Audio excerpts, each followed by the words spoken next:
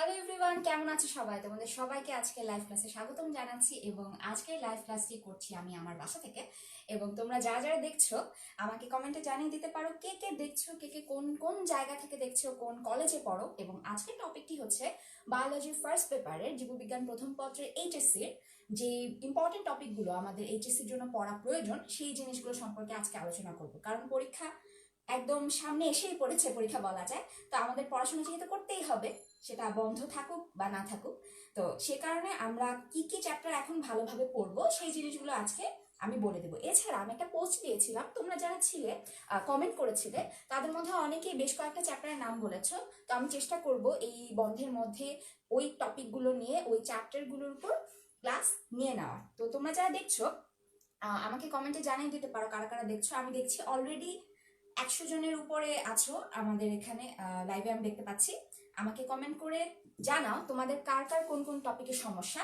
তো তোমরা বলতে বলতে আমি হচ্ছে ফার্স্ট পেপারের প্রথম চ্যাপ্টারটা থেকে কি কি আসতে পারে সেই জিনিসগুলো একটু বলতে থাকি। আর আমি যেই বইটা ফলো করে বলছি সেই বইটাও আমি একটু বলে দিই। সেই বইটা হচ্ছে মোহাম্মদ আবুল হাসান স্যারের বই। এবং আমি জানি ম্যাক্সিমাম স্টুডেন্টই এই বইটাই ফলো করো। তো তোমরা যারা এই বইটা ফলো করছো, টপিকগুলো একটু দেখে রাখতে পারো, দাগিয়ে রাখতে পারো, যেটা ইচ্ছা। আর কেউ যদি অন্য কোনো বই ফলো করো, কমপ্লিটলি ওকে, কোনো সমস্যা নেই। এখন কোনো নতুন করে বই আসলে পড়ার কোনো দরকার নেই। তো ফার্স্ট চ্যাপ্টার যেটা, এই ফার্স্ট চ্যাপ্টারের মধ্যে কোষের গঠন যেটা, এই কোষের গঠন চ্যাপ্টারের মধ্যে থেকে আমাদের যে জিনিসটা সবচেয়ে বেশি ভালো করে পড়তে হবে, একটা হচ্ছে ফ্লুইড মোজাইক মডেল, আর একটা হচ্ছে কোষ প্রাচীর। ফ্লুইড মোজাইক মডেল জিনিসটা থেকে প্রশ্ন যখন আসে তখন সাধারণত এভাবে আসতে পারে যে দ্বিস্তরী কোষ ঝিল্লির যে গঠনটা, সেই গঠনটা সম্পর্কে লেখো এবং সেখানে তোমার চিত্রও দিতে হবে। এবং একই সাথে ফ্লুইড মোজাইক মডেল এই নামটা ডিরেক্টলি জিজ্ঞেস করে থাকে, বা অনেক সময় কোশ্চেন এরকম আসে যে ফ্লুইড মোজাইক মডেল কেন বলা হয়, এই প্রশ্নটাও কিন্তু এসে থাকে। এটা হচ্ছে ফ্লুইড মোজাইক মডেল, এটা হচ্ছে আমাদের প্রথম ইম্পর্টেন্ট টপিক। এরপরে যেটা আছে, এরপরে আছে হচ্ছে এন্ডোপ্লাজমিক রেটিকুলাম, তারপরে আছে হচ্ছে লাইসোজোম। এই দুইটা টপিকও আমাদের ভালোভাবে পড়তে হবে। এই দুইটা টপিক থেকেও কিন্তু আমাদের অনেক বেশি প্রশ্ন আসে। এবং অনেক সময় আসে হচ্ছে যে লাইসোজোম, যেই জিনিসটা লাইসোজোম কিভাবে কাজ করে, বা লাইসোজোমের অটোলাইসিস কিভাবে হয়, বা লাইসোজোমকে কেন সুইসাইড স্কোয়াড বলা হয়। তো আমরা আরেকটা যেই জিনিসটা ভালোভাবে এখান থেকে পড়ে রাখবো সেটা হচ্ছে লাইসোজোম। তো আমি অনেককে দেখতে পাচ্ছি লাইভ ক্লাসটা দেখছো, প্রায় 400 জন মানুষ আমি দেখছি লাইভ ক্লাসে আছো। তোমরা যারা দেখছো আমাকে কমেন্টে জানিয়ে দিতে পারো যে তোমরা কে কোথা থেকে আছো। আচ্ছা, সুমাইয়া আক্তার তিথি রয়েছে, প্রণব কুমার সেন রয়েছে, এমডি আব্দুল আওয়াল রয়েছে নোয়াখালী থেকে, আসাদুল ইসলাম আসাদ রয়েছে, এমডি মোক্তার বলেছে হচ্ছে বায়োলজির আগামাথা কিছুই মনে ধরে না, এখন কি করার, পরীক্ষায় আসবে, তোমার অ্যান্সারও করতে হবে, অ্যাটলিস্ট এইচএসসিতে তো দিতেই হবে। সো একটু ভালোভাবে পড়তেই হবে যাতে করে এ প্লাসটা মিস না হয়ে যায়। আর এ প্লাসটা গুরুত্বপূর্ণ আমি বলবো, কারণ হচ্ছে অ্যাডমিশন টেস্টের জন্য। আচ্ছা, এরপর আসি হচ্ছে লাইসোজোম থেকে প্রশ্নটা কিভাবে আসতে পারে, অটোলাইসিস কি, বা আসতে পারে হচ্ছে কেন এটাকে সুইসাইড স্কোয়াড বলা হয় কোষের। কারণ হচ্ছে এই জিনিসটা যখন ফেটে যাবে, এটার যে ঝিল্লিটা, এই ঝিল্লিটা যদি ফেটে যায় তাহলে সেই সাথে সাথে আমাদের কোষটা কিন্তু নষ্ট হয়ে যাবে। কারণ এটার ভেতর থেকে যে এনজাইমগুলো বের হবে সেই এনজাইমগুলো কোষটাকে গলিয়ে ফেলবে বেসিক্যালি। তো এই কারণে এটাকে বলা হয় হচ্ছে সুইসাইড স্কোয়াড, কারণ সে নিজেই একটা কোষের ভেতরে আছে, সেই কোষটাকে সে মেরে ফেলছে। সুইসাইড করার জন্য কোষটা একে ইউজ করে থাকে। এখন এটা কখন কাজ করতে পারে, যখন মনে করো তোমার কোষের মধ্যে এনার্জি সাপ্লাই কম আছে, তুমি খাবার কম পাচ্ছ, তখন তোমার দেহে যত কোষ কম হবে তত তোমার শক্তি কম লাগবে। তো তখন এই বডির কোষগুলো ট্রাই করে হচ্ছে তাদের এনার্জি যত পরিমাণ খরচ হচ্ছিল সেই খরচের পরিমাণটা কমিয়ে ফেলা। ওকে, অনেকেই নতুন জয়েন করছে, পঞ্চগড় থেকে আছে সামিন প্রধান, রিয়াদ আছে সিলেট থেকে, নারায়ণগঞ্জ থেকে আছে ইয়াসিন রাশিদ, হাসান ইমাম আছে, এরপরে রয়েছে রিয়াসাদ হাসান তামিম নাটোর থেকে, আয়শা আক্তার রয়েছে নরসিংদী থেকে। তারপরে অনেকে আমি দেখতে পাচ্ছি নতুন জয়েন করছো, মাত্র জয়েন করেছো রাজশাহী থেকে একজন এমডি সোহানুর রহমান হৃদয়, দিনাজপুর থেকে আছে এম এ মুহসি রহমান অর্ণব, মাজহারুল হক চৌধুরী বলছে সাউন্ড প্রবলেম, সাউন্ড শুনতে কি আরো অনেকের সমস্যা হচ্ছে? এরকম যদি হয়ে থাকে তাহলে আমাকে একটু জানিয়ে দিলে ভালো হয়। আচ্ছা, বরিশাল থেকে রয়েছে অঙ্গন দে, জিমুদ বন্দ্যোপাধ্যায় রয়েছে ঢাকা থেকে। আচ্ছা, এরপরে এন্ডোপ্লাজমিক রেটিকুলামও বলেছি, এই টপিকটা আমাদের পড়তে হবে। আর সবচেয়ে বেশি ইম্পর্টেন্ট হচ্ছে মাইটোকন্ড্রিয়া।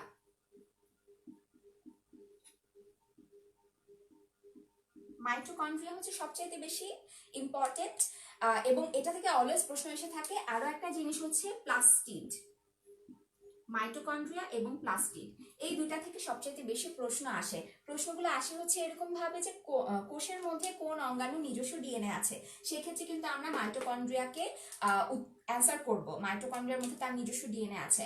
আবার কোষের মধ্যে শক্তি ঘর বলা হয় কোনটিকে, তার গঠন বর্ণনা করো, সেক্ষেত্রে কিন্তু তোমার মাইটোকন্ড্রিয়া অ্যান্সার করতে হবে। আবার অনেক সময় প্রশ্ন আসে যে কোষ কেন নিজে খাবার তৈরি করতে পারে, উদ্ভিদ কোষগুলো কেন নিজে খাবার তৈরি করতে পারে, সেক্ষেত্রে অ্যান্সার করতে হবে হচ্ছে প্লাস্টিড অঙ্গাণুটার কারণে ক্লোরোপ্লাস্ট থাকে, এই কারণে হচ্ছে সে নিজের খাবারটা নিজে তৈরি করতে পারে। এরপর আমরা আরো যে জিনিসগুলো দেখব তার মধ্যে রয়েছে হচ্ছে ডিএনএ এর গঠন, ডিএনএ এর গঠন, এরপরে হচ্ছে নিউক্লিওটাইড কি, আমি একটু লিখে ফেলি, ডিএনএ এর গঠনে কি কি লাগে, ডিএনএ এর গঠনে যা যা প্রয়োজন, তারপরে হচ্ছে নিউক্লিওটাইড কি, তারপর হচ্ছে নিউক্লিওসাইড কি, এই জিনিসগুলো মেইনলি এসে থাকে প্রশ্নে, অনেক বেশি আসে। এছাড়া মাঝে মাঝে এমসিকিউতে আসে যে কোষীয় কঙ্কাল নিয়ে অনেক প্রশ্ন আসতে পারে, যেটা কে আবিষ্কার করেছেন বা মাইক্রোটিউবিউলস জিনিসটা কি, এরকম প্রশ্ন কিন্তু এসে থাকে। এরপরে কোষ গহ্বর থেকে সবচাইতে কমন একটা এমসিকিউ আসে, সেটা হচ্ছে কোষ গহ্বরের যে প্রাচীরটা, সেই ঝিল্লিটার নাম কি, বা কোন জায়গায় খাদ্য সে একটা কোষ কোন জায়গায় খাদ্য সঞ্চয় করে, কোষ গহ্বরের মধ্যে সঞ্চয় করে, আর কোষ গহ্বরের যে ঝিল্লিটা, যে প্রাচীরটা, সেই পর্দাটাকে আমরা বলি হচ্ছে টনোপ্লাস্ট। এটা অনেকবার এমসিকিউতে এসেছে, সবসময় এসে থাকে, এই জিনিসগুলো আমাদের ভালোভাবে পড়তে হবে। আর অনেক সময় নিউক্লিয়াস নিয়ে প্রশ্ন আসে, নিউক্লিয়াস নিয়ে যখন প্রশ্নটা আসে সেই প্রশ্নটা হয় অনেকটা এরকম যে সুকেন্দ্রিক আর সুকেন্দ্রিক না, এই দুই ধরনের কোষের মধ্যে পার্থক্যটা কোন, কি ধরনের, প্রকৃত কোষ আর অপ্রকৃত কোষ, এই দুইটা কোষের মধ্যে পার্থক্যটা মেইনলি কোন জায়গায়। তো সেক্ষেত্রে অ্যান্সার করতে হবে নিউক্লিয়াস নিয়ে, নিউক্লিয়াসের গঠনটা আমাদের ব্যাখ্যা করতে হবে, যে নিউক্লিয়াসের একটা মানুষের দেহের ক্ষেত্রে, সুকেন্দ্রিক কোষের ক্ষেত্রে নিউক্লিয়াসের গঠনটা একদম প্রপার গঠন, সেখানে আমি ঝিল্লি দেখতে পাবো, নিউক্লিওলাস দেখতে পাবো, তারপরে এটার ভিতরে নিউক্লিয়ার রেটিকুলামগুলো দেখতে পাবো, ছিদ্র দেখতে পাবো, এই যে সবগুলো জিনিস আমি দেখতে পাবো হচ্ছে নিউক্লিয়াসের ভেতরে, কিন্তু আদিকোষের ক্ষেত্রে নিউক্লিয়ার বস্তু রয়েছে। তো এই প্রশ্নগুলো হচ্ছে সবচাইতে বেশি পরিমাণে আসে। তো যারা বলছো সাউন্ড কম, আসলে আমরা এখানে মাইক ইউজ করছি না, তো এই কারণে সাউন্ডটা একটু কম লাগছে, তো একটু ট্রাই করো হেডফোন দিয়ে শোনার, অনেকেই বলছে সাউন্ড ঠিক আছে, হেডফোন দিয়ে শুনো, প্রপারলি শুনতে পারবে আশা করি। এরপরে আমাদের অনেক সময় প্রশ্ন এসে থাকে হচ্ছে আমাদের এই ফার্স্ট ট্রান্সক্রিপশন, ট্রান্সলেশন এবং রেপ্লিকেশন, এই তিনটা জিনিস রয়েছে। এই তিনটা জিনিসের মধ্যে আমি সাজেস্ট করব সবচেয়ে ভালোভাবে পড়তে হবে হচ্ছে অর্ধ সংরক্ষণশীল রেপ্লিকেশন যেটা। তাহলে রেপ্লিকেশন থেকে আমরা একটা জিনিস সবসময় পড়ে রাখবো, প্রশ্ন আসতে পারে সিকিউতে। আরেকটা হচ্ছে সবচেয়ে ইম্পর্টেন্ট হচ্ছে ট্রান্সক্রিপশন আর ট্রান্সলেশন। ট্রান্সক্রিপশন আর ট্রান্সলেশনের মধ্যে আমার মনে হয় ট্রান্সলেশনটা বেশি সহজ এবং ট্রান্সলেশনটাও বেশি পরিমাণে এসে থাকে। তো যেটাই আসুক না কেন, তোমার কিন্তু বইতে যেরকম কিছু ফিগার একে দেখানো আছে জিনিসগুলা, সেই জিনিসগুলো ওইভাবেই কিন্তু দেখাতে হবে, ছবিগুলো তোমার দিতে হবে। আর এখানে যে ফ্লুইড মোজাইক মডেল বলেছে, এখানেও ছবি লাগবে। লাইসোজোমের ক্ষেত্রে ছবি তুমি দিতেও পারো বা নাও দিতে পারো, কিন্তু মাইটোকন্ড্রিয়া, প্লাস্টিড, নিউক্লিয়াস, এই তিনটা ক্ষেত্রে অবশ্যই অবশ্যই ছবি দেওয়া লাগবে। তো তোমরা যারা এখনো ছবি আঁকা প্র্যাকটিস শুরু করোনি, এখনো শিখোনি, তারা এখনই শুরু করে দিতে পারো, কারণ এটাই কিন্তু শেষ সময়, তোমাদের পরীক্ষা একদম সামনে এসে পড়েছে। আচ্ছা, আমি অনেকেই দেখতে পাচ্ছি আমার সাথে জয়েন করেছো, যেমন রিশাদ আছে, তারপরে ইমাম মেহেদি আছে, তারপরে মাহমুদুল হাসান শাওন আছে, নড়াইল থেকে আব্দুল্লাহ ইসলাম আছে, তারপর তামিমুজ্জামান তামিম আছে, তারপর সোহানুর রহমান হৃদয় বলছে ট্রান্সক্রিপশন বুঝায় দেন। ভাইয়া আজকে কোনো টপিকের ডিটেলসে যাব না, এই জন্য আমি পোস্ট দিয়েছিলাম, আমি পোস্টে বলেছিলাম যে পুরো বই থেকে আমি আলোচনা করব, কোন চ্যাপ্টারের কি কি ইম্পর্টেন্ট আজকে শুধু সেটা বলবো। আর এই টপিকগুলো আমি তোমরা কমেন্ট যারা করেছিল ওই পোস্টের মধ্যে আমি নোট করে রেখেছি, দেখা যাক আমি যেই লাইভ ক্লাসগুলো নিব তার মধ্যে সেগুলো আলোচনা করে ফেলার ট্রাই করব। এরপর আসি সেকেন্ড চ্যাপ্টার। এতক্ষণ আমরা ফার্স্ট চ্যাপ্টার নিয়ে কথা বললাম, সেকেন্ড চ্যাপ্টার হচ্ছে আমাদের কোষ বিভাজন। কোষ বিভাজনে অবশ্যই অবশ্যই যেটা গুরুত্বপূর্ণ সেটা হচ্ছে তোমার মায়োসিস সম্পর্কে ভালোভাবে ধারণা থাকতে হবে, সেই সাথে ক্রসিং ওভার, আমরা মেইনলি পড়বো হচ্ছে ক্রসিং ওভার, তারপরে পড়বো হচ্ছে প্যাকাইটিন উপপর্যায়। এই দুইটা জিনিস আমাদের সবচাইতে ভালোভাবে পড়তে হবে। তুমি যদি এই সেকেন্ড চ্যাপ্টারের মধ্যে খুব বেশি কিছু পড়তে নাও চাও, তাও এই দুইটা জিনিস পড়া দরকার, কারণ ক্রসিং ওভারটা সবচেয়ে বেশি আসে। এবং ক্রসিং ওভার থেকে যেভাবে প্রশ্নটা আসে সেটা আমি একটু বলি। সবচেয়ে বেশি প্রশ্ন আসে হচ্ছে এভাবে যে ক্রসিং ওভার কেন দরকার, বা একটা জীবের মধ্যে একই প্রজাতির মধ্যে এত বৈচিত্র্য আমরা কেন দেখতে পাই, সেটাও কিন্তু এই ক্রসিং ওভারের কারণে। বা প্রশ্ন এভাবেও আসে যে কোন উপপর্যায়ে ক্রসিং ওভার ঘটে, সেক্ষেত্রে তোমার প্যাকাইটিন কি সেটা তোমার বর্ণনা করতে হবে। বা অনেক সময় আসে যে মায়োসিস কোষ বিভাজনের কারণে কিভাবে জীব বৈচিত্র্য তৈরি হয়, সেক্ষেত্রে তোমার প্যাকাইটিন দশার কথা বলতে হবে, ক্রসিং ওভারের কথা বলতে হবে। এবং যদি প্যাকাইটিন দশা নিয়ে কখনো আসে অবশ্যই তোমার চিত্র দিতে হবে, এটা মাস্ট। আর যদি ক্রসিং ওভার আসে সেক্ষেত্রেও তোমার চিত্র দিতে হবে অবশ্যই, চিত্র ছাড়া কিন্তু তুমি ফুল মার্কস আসলে পাবে না। এরপরে এখানে আরো একটা জিনিস আছে, সেটা হচ্ছে ইন্টারফেস। ইন্টারফেস থেকে অনেক সময় প্রশ্ন আসে, এবং ইন্টারফেস থেকে দেখবে ইন্টারফেসের কিছু এস দশা, জি1 দশা, জি2 দশা, এগুলার কিছু পার্সেন্টেজ দেওয়া আছে যে কত সময় ধরে এই দশাগুলো হয়ে থাকে। তো এই জিনিসটা থেকে সবচেয়ে বেশি আসে হচ্ছে এমসিকিউ এই পার্সেন্টেজ গুলা থেকে। তো এইগুলা একটু ভালোভাবে তোমরা দেখে রাখবে। আর কেন মাইটোসিসকে সমীকরণিক কোষ বিভাজন বলা হয়, এটা 2 মার্কসের জন্য আসতে পারে। বা মায়োসিসে কেন কেন এটাকে রাসমূলক বিভাজন বলা হয়, এটাও 2 মার্কসে আসতে পারে। তো এই ধরনের প্রশ্নগুলো এখান থেকে হচ্ছে সবচাইতে বেশি ইম্পর্টেন্ট। আর অনিয়ন্ত্রিত মাইটোসিসের ফলে যে টিউমার তৈরি হতে পারে, ক্যান্সার তৈরি হয়ে যেতে পারে, এই জিনিসগুলো কিন্তু আমাদের ভালোভাবে পড়তে হবে। কারণ ঘতে যেই প্রশ্নগুলো আসে সেখানে অনেক সময় এসে থাকে যে অনিয়ন্ত্রিত মাইটোসিসের ফলে কি ঘটে, তখন কিন্তু তোমার পয়েন্ট করে প্রত্যেকটা জিনিস লিখতে হবে। আচ্ছা, এরপরে আসি হচ্ছে 3 নাম্বার চ্যাপ্টার। 3 নাম্বার চ্যাপ্টারটা নিয়ে অনেকের অনেক কমপ্লেন আছে, অনেকেই বলেছো যে আপু এই 3 নাম্বার চ্যাপ্টার পড়তে ভালো লাগে না, এটা পড়বো না, এটা বাদ দিব। কেউ যদি এমন থেকে থাকো যে কোষ রসায়ন কখনোই পড়ো নাই এর আগে, আমি তাদেরকে বলবো এখন নতুন করে কোষ রসায়ন পড়ার দরকার নাই, কারণ হচ্ছে এতে করে তোমার সময় নষ্ট হবে। সেক্ষেত্রে তুমি যেটা করতে পারো, এক্ষেত্রে করার জন্য তুমি পড়তে পারো মেইনলি হচ্ছে রাইবোস ডিঅক্সি রাইবোস, এই দুইটা জিনিসের পার্থক্য পড়তে পারো অবশ্যই, গঠন সহ রাইবোস ডিঅক্সি রাইবোস, এই দুইটা জিনিসের পার্থক্য গঠন সহ এটা পড়তে পারো। আরো যে জিনিসটা পড়তে পারো সেটা হচ্ছে সেলুবায়োস, সেলুলোজ এবং হচ্ছে স্টার্চ। স্টার্চের সেলুলোজের পার্থক্যটা ইম্পর্টেন্ট, এই দুটা পার্থক্যটা মেইনলি ইম্পর্টেন্ট। আমি অনেককেই দেখছি জয়েন করছো,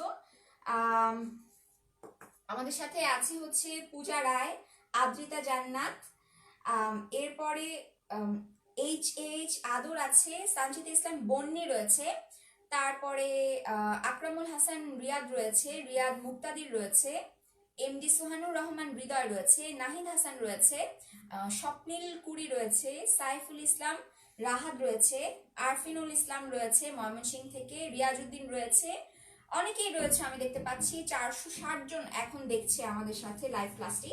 তো তোমরা যারা বিভিন্ন টপিক নিয়ে কমেন্ট করছো যে এই টপিকটা আপু বুঝান, সেক্ষেত্রে আমি বলে রাখি আজকে কোনো টপিকের ডিটেলসে কিন্তু আমি যাচ্ছি না, বুঝতেই পারছো আমি একটা চ্যাপ্টার বলছি, সেই চ্যাপ্টারে কি কি পড়া দরকার সেই জিনিসটা আমি বলছি। আজকে বেসিক্যালি হচ্ছে একটা সাজেশনের ক্লাস হচ্ছে, যেই জিনিসগুলো ইম্পর্টেন্ট সেটা আমি বলে দিচ্ছি। কিন্তু তোমাদের যেই যে টপিকের প্রবলেম সেটা অবশ্যই আমাকে কমেন্টে জানিয়ে দাও, আমি পরবর্তীতে যখন ক্লাসগুলো নিব সেই টপিকগুলো নিয়ে ক্লাস নিব। এখন আসি এই 3rd নাম্বার চ্যাপ্টারে আর কি কি পড়বো। আর পড়ার মধ্যে যেই জিনিসটা আমাদের ভালোভাবে পড়তে হবে সেটা হচ্ছে রিডিউসিং সুগার বলতে আসলে কি বোঝাচ্ছে। এই রিডিউসিং সুগার নিয়ে সম্ভবত তোমরা কেমিস্ট্রিতেও পড়েছো, সো আমার মনে হয় না এই জিনিসটা খুব একটা কঠিন হবে তোমাদের পড়ার জন্য। রিডিউসিং সুগার কেন বলা হচ্ছে এই প্রশ্নটা অনেক এসে থাকে। এছাড়া আমাদের প্রোটিনের শ্রেণীবিন্যাস দেখবে, সেই শ্রেণীবিন্যাসের মধ্যে অনেকগুলো এমসিকিউ এসে থাকে, তো ওই শ্রেণীবিন্যাসগুলো একটু কষ্ট করে আমি বলবো পড়ে নিতে। আচ্ছা, এরপরে যে জিনিসটা আরেকটা রিটেনে আসে সেটা হচ্ছে কোলেস্টেরল নিয়ে আসে। কোলেস্টেরল যে 2 প্রকার, লো ডেন্সিটি আর হচ্ছে হাই ডেন্সিটি। এই এলডিএল আর এইচডিএল, এই দুইটার মধ্যে কোনটা ভালো এই প্রশ্নটা এসে থাকে। বা অনেক সময় প্রশ্ন এভাবে আসে যে ছেলে এবং মেয়েদের মধ্যে কোন কোলেস্টেরলটা কার বডিতে বেশি থাকবে এবং কাদের হৃদরোগের ঝুঁকি বেশি, এভাবে করে প্রশ্নটা আসে। যখন আসে তখন তোমার এলডিএল আর এইচডিএল দিয়ে অ্যান্সারটা কিন্তু করতে হবে। আমাদের সাথে তরিকুল ইসলাম দীপ্র রয়েছে, দীপ্র বলছে হাই আপু। হাই দীপ্র। এরপরে আছে মাহবুবা তুলি রংপুর থেকে, বাপ্পি দে আছে চট্টগ্রাম থেকে, অনেকেই নতুন জয়েন করছে আমি দেখতে পাচ্ছি। মারুফুল হাসান সাকিব রয়েছে, মোহাম্মদ সাজ্জাদ রয়েছে কেরানীগঞ্জ থেকে। আচ্ছা, এরপরে আসি হচ্ছে এনজাইম নিয়ে। এনজাইমের বৈশিষ্ট্য অবশ্যই ইম্পর্টেন্ট এই চ্যাপ্টারের মধ্যে। এনজাইমের বৈশিষ্ট্য, এনজাইম কি কাজ করে এবং এনজাইম কিভাবে কাজ করে, এনজাইম কিভাবে কাজ করে। এনজাইমের যে লক এন্ড কি মেথডটা দেখানো আছে সেই মেথডটা তোমার এখানে কিন্তু বলতে হবে। এখান থেকে সবচেয়ে ইম্পর্টেন্ট হচ্ছে এই জিনিসটা রিটেনে বেশি আসে, এই জিনিসটাও রিটেনে বেশি আসে, এগুলার পার্থক্যগুলো রিটেনে আসতে পারে। এই জিনিসগুলো হচ্ছে সবচেয়ে বেশি ইম্পর্টেন্ট। সো এটা গেল হচ্ছে তৃতীয় অধ্যায় নিয়ে যে আলোচনাটা। তৃতীয় অধ্যায় পর আছে হচ্ছে চতুর্থ অধ্যায়। আমি সবচেয়ে বেশি কমেন্ট পেয়েছি হচ্ছে নবম অধ্যায় এবং চতুর্থ অধ্যায়, এই দুইটা অধ্যায় নিয়ে ক্লাস নেওয়ার জন্য। চতুর্থ অধ্যায়টার মধ্যে আছে হচ্ছে অণুজীব। অণুজীব থেকে এবার প্রশ্ন আসার সম্ভাবনা অনেক বেশি, কারণ হচ্ছে এখন সারা বিশ্বেই একটা ভাইরাস নিয়ে আতঙ্ক ছড়িয়ে ছিটিয়ে আছে। তো ভাইরাস থেকে কোশ্চেন কিন্তু আসতেই পারে, আমি বলবো এটা বেশ ইম্পর্টেন্ট এখন। তো ভাইরাসের গঠনের ক্ষেত্রে যেমন ভাইরাসের ক্ষেত্রে আমাদের টিটুফাস ভাইরাসের গঠনটা বইতে বলা আছে, তো সেই গঠনটা তোমরা পড়তে পারো। তো এখন চলে যাচ্ছে হচ্ছে 4th চ্যাপ্টারে আমরা কি কি মেইনলি পড়বো। পরীক্ষার আগের রাতে যদি সময় না পাই বেশি, তাহলে আমাদের কি কি পড়তেই হবে সেই জিনিসগুলোই মেইনলি কিন্তু আমি আজকে লাইভ ক্লাসে বলছি। এখানে অবশ্যই পড়তে হবে হচ্ছে ভাইরাসের গঠন, ভাইরাসের গঠন এই জিনিসটা অবশ্যই পড়তে হবে। একজন বলেছে আপু বাপ্পি না বাপ্পা, আচ্ছা সরি বাপ্পা, আমি তখন খেয়াল করিনি তোমার নামটা। আর হৃদয় চৌধুরী আছে আমাদের সাথে লাইভে। আয়মান ভাইয়া আছেন, আয়মান ভাই আমার সাথে দেখছেন লাইভ ক্লাসটি। আর ভাই বলছেন অনেকদিন পর আমি ক্লাস নিচ্ছি, হ্যাঁ অনেকদিন পর ক্লাস নিচ্ছি। আচ্ছা, এরপরে আসি হচ্ছে ভাইরাসের গঠনের সাথে সাথে আমরা পড়বো হচ্ছে ভাইরাসের জড় বৈশিষ্ট্য এবং ভাইরাসের জীবীয় বৈশিষ্ট্য। এই দুইটা জিনিস আমাদের পড়তে হবে, কারণ প্রশ্নটা এভাবে এসে থাকে যে ভাইরাস একটা পোষক দেহের বাহিরে কাজ করতে পারে না, তাহলে ভাইরাসকে অথবা ভাইরাসকে কেন অকোষীয় বলা হয়। এই ধরনের প্রশ্নগুলো অ্যান্সার করার জন্য আমাদের ভাইরাসের জড় বৈশিষ্ট্য এবং জীবীয় বৈশিষ্ট্য এই দুইটা জিনিস নিয়ে কিন্তু তখন লিখতে হবে। আচ্ছা, এরপরে আসি হচ্ছে ইমার্জিং ভাইরাস। এই জিনিসটা নিয়ে অনেক সময় 2 মার্কসের কোশ্চেন এসে থাকে। এরপরে ভিরিয়ন কি, ভিরয়েড কি, প্রিয়ন কি, এই জিনিসগুলো কিন্তু ইম্পর্টেন্ট।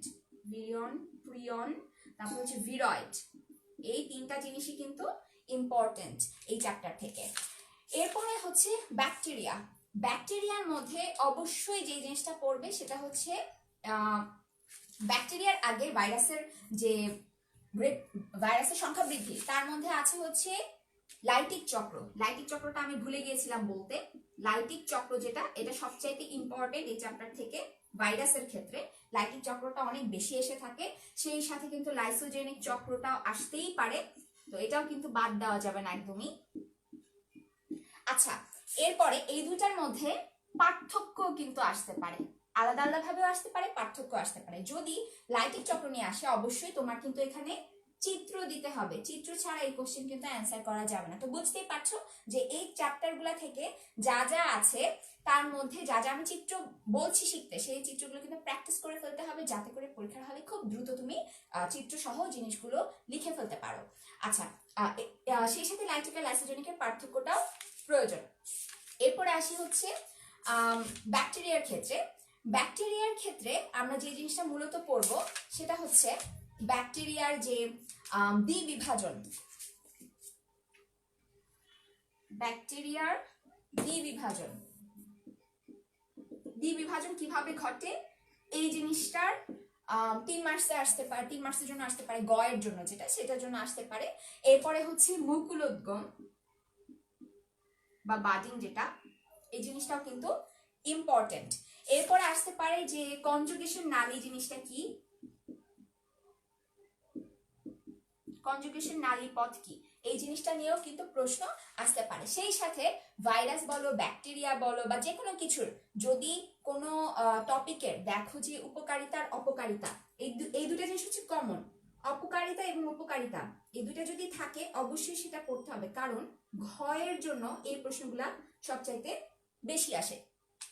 আচ্ছা, আমি দেখতে পাচ্ছি অনেকেই আরো নতুন জয়েন করেছো, যেমন নাজমুস অনেক আছে আমাদের সাথে লাইভ ক্লাসে দেখছে, তাওফিক হাসান আছে, খায়রুল আলম রয়েছে কুমিল্লা ভিক্টোরিয়া কলেজ থেকে, শাওন আহমেদ রয়েছে, এইচ সালমান রয়েছে, মেহেদি হাসান রয়েছে পাবনা থেকে, ফাহাদ লিমু রয়েছে, মোহাম্মদ তানভীর হোসেন রয়েছে, মিনাল আশরাফি ইফতি রয়েছে, তারপর পূজা রায় রয়েছে, মামুন রানা রয়েছে নারায়ণগঞ্জ থেকে, তাহসিনা ইসলাম তাজনুর রয়েছে, আবরার ডি প্র্যাঙ্কো পোলো রয়েছে, ওর নামের অর্থ আমি আসলে বুঝতে পারিনি। আচ্ছা, এমডি হাবিবুল্লাহ কিশোরগঞ্জ থেকে রয়েছে। আচ্ছা, যেটা বলছিলাম উপকারিতা এবং অপকারিতা, এই দুটা জিনিসই কিন্তু ইম্পর্টেন্ট, অবশ্যই এই দুটা জিনিস আমি বলবো পড়তে, আমি অনেক কিছুকেই বলবো পড়তে, এবং এগুলো যদি পড়ো আশা করি তোমাদের রিটেন কোশ্চেনের মধ্যে দেখবে যে প্রশ্নের মধ্যে প্যাটার্নগুলো সহজ মনে হচ্ছে। আচ্ছা, এরপর আসে হচ্ছে ম্যালেরিয়া। ব্যাকটেরিয়ার পর আছে হচ্ছে ম্যালেরিয়া, এবং ম্যালেরিয়ার সাথে ডেঙ্গু যে রোগটা, ডেঙ্গু জ্বর সম্পর্কেও তোমাদের পড়ে যাওয়া প্রয়োজন, কারণ আমাদের দেশে ডেঙ্গু জ্বরটা অনেক বেশি প্রকট আকারে ধারণ করছে প্রায় প্রতি বছরই, তো ডেঙ্গু থেকে প্রশ্ন আসতে পারে সেই জন্য। তারপর যেমন এক বছর এসেছিল চিকুনগুনিয়া, সম্ভবত নতুন এডিশনের বইগুলোতে চিকুনগুনিয়া সম্পর্কে রয়েছে, তো যেই বইগুলোতে রয়েছে সেই বইগুলো থেকে চিকুনগুনিয়া সম্পর্কে তোমরা পড়ে নিতে পারো, এটা আমার সাজেশন, পার্সোনাল মতামত। আচ্ছা, এরপরে আসি এই ম্যালেরিয়ার মধ্যে থেকে কি কি আসে। ম্যালেরিয়ার থেকে সবচাইতে গুরুত্বপূর্ণ হচ্ছে ম্যালেরিয়া হলে কেন জ্বর আসে, জ্বর আসে কেন, এই জিনিসটা হচ্ছে সবচাইতে কমন প্রশ্ন, কারণ ম্যালেরিয়াটা যখন রক্তের মধ্যে থাকছে তখন রক্তে পাইরোজেন ক্ষরণ হচ্ছে, এবং পাইরোজেন ক্ষরণ হওয়ার সাথে সাথে কি হচ্ছে, বডি টেম্পারেচারটা বেড়ে যাচ্ছে। বডি টেম্পারেচার হচ্ছে একটা ডিফেন্স মেকানিজম, এর মাধ্যমে বডি যে কোনো অণুজীবকে মেরে ফেলার ট্রাই করে। আচ্ছা, ম্যালেরিয়ার ক্ষেত্রে আমাদের যে জিনিসটা সবচাইতে ভালোভাবে মনে রাখতে হবে যে ম্যালেরিয়ার মাধ্যমিক পোষক এবং ম্যালেরিয়ার যে প্রাথমিক মুখ্য পোষক এবং গৌণ পোষক, এই দুইটা পোষক কে কোনটা, এই জিনিসটা কিন্তু আমরা অনেকেই গুলিয়ে ফেলি। ম্যালেরিয়ার ক্ষেত্রে মুখ্য পোষক হচ্ছে মশকি। মশকি কেন মুখ্য পোষক, কারণ তার বডির মধ্যে তার যৌন জননটা সম্পন্ন হয়, যেই বডিটার মধ্যে যেই হোস্ট বা পোষকের মধ্যে তার যৌন জনন সম্পন্ন হবে সেটাকে আমরা বলবো হচ্ছে তার মুখ্য পোষক। এবং মানুষের বডির মধ্যে তার হচ্ছে অন্যান্য জিনিসপত্র তৈরি হচ্ছে, তার জাস্ট গ্যামেটটা তৈরি হচ্ছে, তাও পুরোপুরি না, গ্যামেটোসাইটটা তৈরি হয়, যে জিনিসটা পরবর্তীতে মশকের দেহে গিয়ে গ্যামেটে পরিণত হচ্ছে। তো এই জিনিসটাকে এজন্য মানুষের বডিটাকে বলা হয় হচ্ছে গৌণ পোষক বা মাধ্যমিক পোষকও বলা হয়ে থাকে। তো এই জিনিসটা তোমরা কখনো কনফিউজড হয়ে যেও না। এরপরে অর্পণ দাস রয়েছে আমাদের সাথে, নাসির উদ্দিন রয়েছে, তারপরে আমাদের সাথে সাকিবুল হাসান অমি রয়েছে, সাক্ষর সাহা রয়েছে, এমডি হাসান মাহমুদ তন্ময় রয়েছে, তারপর রায়ান রাইবিক রয়েছে, বুরহান রশিদ রয়েছে, সুমন রয়েছে, উজ্জ্বল দেবনাথ রয়েছে, রংপুর থেকে মামুনুর রশিদ রয়েছে। অনেকেই নতুন জয়েন করছো, অনেকেই কমেন্ট করছো। তো তোমরা যারা জয়েন করছো তারা আমাকে কমেন্টে একটা জিনিস জানিয়ে দিতে পারো কোন চ্যাপ্টারটার উপর ক্লাস নেওয়াটা প্রয়োজন। যেহেতু আজকে কোনো চ্যাপ্টারের ডিটেলসে আমি যাচ্ছি না, জাস্ট টপিকগুলো বলে যাচ্ছি যেগুলো ইম্পর্টেন্ট। তো সেগুলো আমাকে কমেন্টে জানিয়ে দিতে পারো, আমি চেষ্টা করবো সেগুলোর উপর ক্লাস নিয়ে নেওয়ার। আচ্ছা, ম্যালেরিয়া থেকে আমরা আরো যে জিনিসটা পড়বো সেটা হচ্ছে ম্যালেরিয়ার জীবনচক্রের যৌনক্রম। এটা অনেক বেশি ইম্পর্টেন্ট, এবং এই যৌনক্রমটা যখন আসবে তখন তুমি ব্যাখ্যা যখন লিখবে তার সাথে একটা ডায়াগ্রাম করে তোমার দিতে হবে, একটা ফ্লো চার্টের মতো করে জিনিসটাকে কিন্তু দিতে হবে। যে ডায়াগ্রামগুলো হচ্ছে আমাদের বইগুলোতে দেওয়া আছে, সেরকম একটা ডায়াগ্রাম দিয়ে দেওয়াটা বেটার। সেই সাথে ম্যালেরিয়ার জীবাণুর যে সুপ্তাবস্থা, সেই সুপ্তাবস্থা কোথায় ঘটে, কোথায় সে আসলে লুকিয়ে থাকে, এই প্রশ্নটা অনেক সময় আসে। সুপ্তাবস্থা কত দিনের, সেটা এমসিকিউ এর জন্য ইম্পর্টেন্ট। আর সুপ্তাবস্থা কোথায় ঘটে এটাও কিন্তু ইম্পর্টেন্ট। ম্যালেরিয়ার ক্ষেত্রে সুপ্তাবস্থাটা থাকে হচ্ছে মূলত যকৃতের মধ্যে। আর এই যে যকৃতের মধ্যে সে যে লুকিয়ে আছে, সেই সময় কিন্তু সে কন্টিনিউয়াসলি বিভাজিত হতে থাকছে, মেরোজোয়ার তৈরি করছে। সেই ধাপগুলা সম্পর্কে কিন্তু বর্ণনা করতে পারো যদি প্রশ্ন এরকম এসে থাকে যে কিভাবে যকৃতের কোষটাকে সে নষ্ট করে, কিভাবে যকৃতের ক্ষতি করে সে, তখন কিন্তু তোমার এক্সো এরিথ্রোসাইটিক হেপাটিক সাইজোগনি এরপর প্রি এরিথ্রোসাইটিক হেপাটিক সাইজোগনি, অর্থাৎ দুইটা হেপাটিক সাইজোগনি সম্পর্কে কিন্তু তোমার লেখা লাগবে। এছাড়া যদি কখনো প্রশ্ন আসে এরকম যে ম্যালেরিয়া কিভাবে রক্তের ক্ষতি করে, মানুষের রক্ত নষ্ট করে, রক্তকণিকাকে নষ্ট করে, তাহলে তোমার এরিথ্রোসাইটিক সাইজোগনি যেটা রয়েছে সেটা তোমার ব্যাখ্যা করতে হবে। এবং অবশ্যই ম্যালেরিয়া ক্ষেত্রে যা প্রশ্ন আসবে চিত্র সহ, চিত্র ছাড়া কোনো অ্যান্সার করলে আলটিমেটলি লাভ নেই। কারণ হচ্ছে এখানে প্রচুর চিত্র রয়েছে, এবং তুমি যখন চিত্রটা আঁকবে সেই চিত্রটাই বলে দিবে তুমি আসলে জিনিসটা বুঝে লিখেছো কিনা, বুঝে অ্যান্সার করেছো কিনা। আচ্ছা, এরপরে আসি হচ্ছে ম্যালেরিয়ার প্রতিকার। ম্যালেরিয়ার প্রতিকারটা অনেক গুরুত্বপূর্ণ, প্রশ্ন এভাবে আসতে পারে ঘ এর জন্য যে ম্যালেরিয়া থেকে বেঁচে থাকার উপায়, কিভাবে আমরা ম্যালেরিয়া থেকে বেঁচে থাকতে পারি, এটা হচ্ছে ইম্পর্টেন্ট। আয়শা আক্তার বলেছে এমসিকিউ এর জন্য গুরুত্বপূর্ণ লাইনগুলো বলে দিতে। আপু, লাইন যদি আমি বলতে চাই তাহলে একটু কষ্টকর হয়ে যাবে, আজকে লাইভে শেষ করা যাবে না সবকিছু। তো আমি টপিক বলে দিচ্ছি কোনগুলো এমসিকিউ এর জন্য ইম্পর্টেন্ট, আমি চেষ্টা করছি বলে দেওয়ার। আচ্ছা, অনেকেই নতুন জয়েন করেছে, যেমন রেদওয়ান আহমেদ, মাইহাম রয়েছে, তারপর আবির নাগ রয়েছে। সবাই বলছো চ্যাপ্টার 3 এর কথা। চ্যাপ্টার 3 সম্পর্কে আমি একটু আগে বলে ফেলেছি, তুমি যদি মাত্র জয়েন করে থাকো লাইভটা যখন শেষ হবে তখন আবার লাইভটা একটু কষ্ট করে দেখে নিও। মাহাদি হাসান আবির বলছে 9 চ্যাপ্টারটার ডিটেলস ক্লাস নিতে, আমি চেষ্টা করব পরে লাইভটাতে চ্যাপ্টার 9 সম্পর্কে নিতে।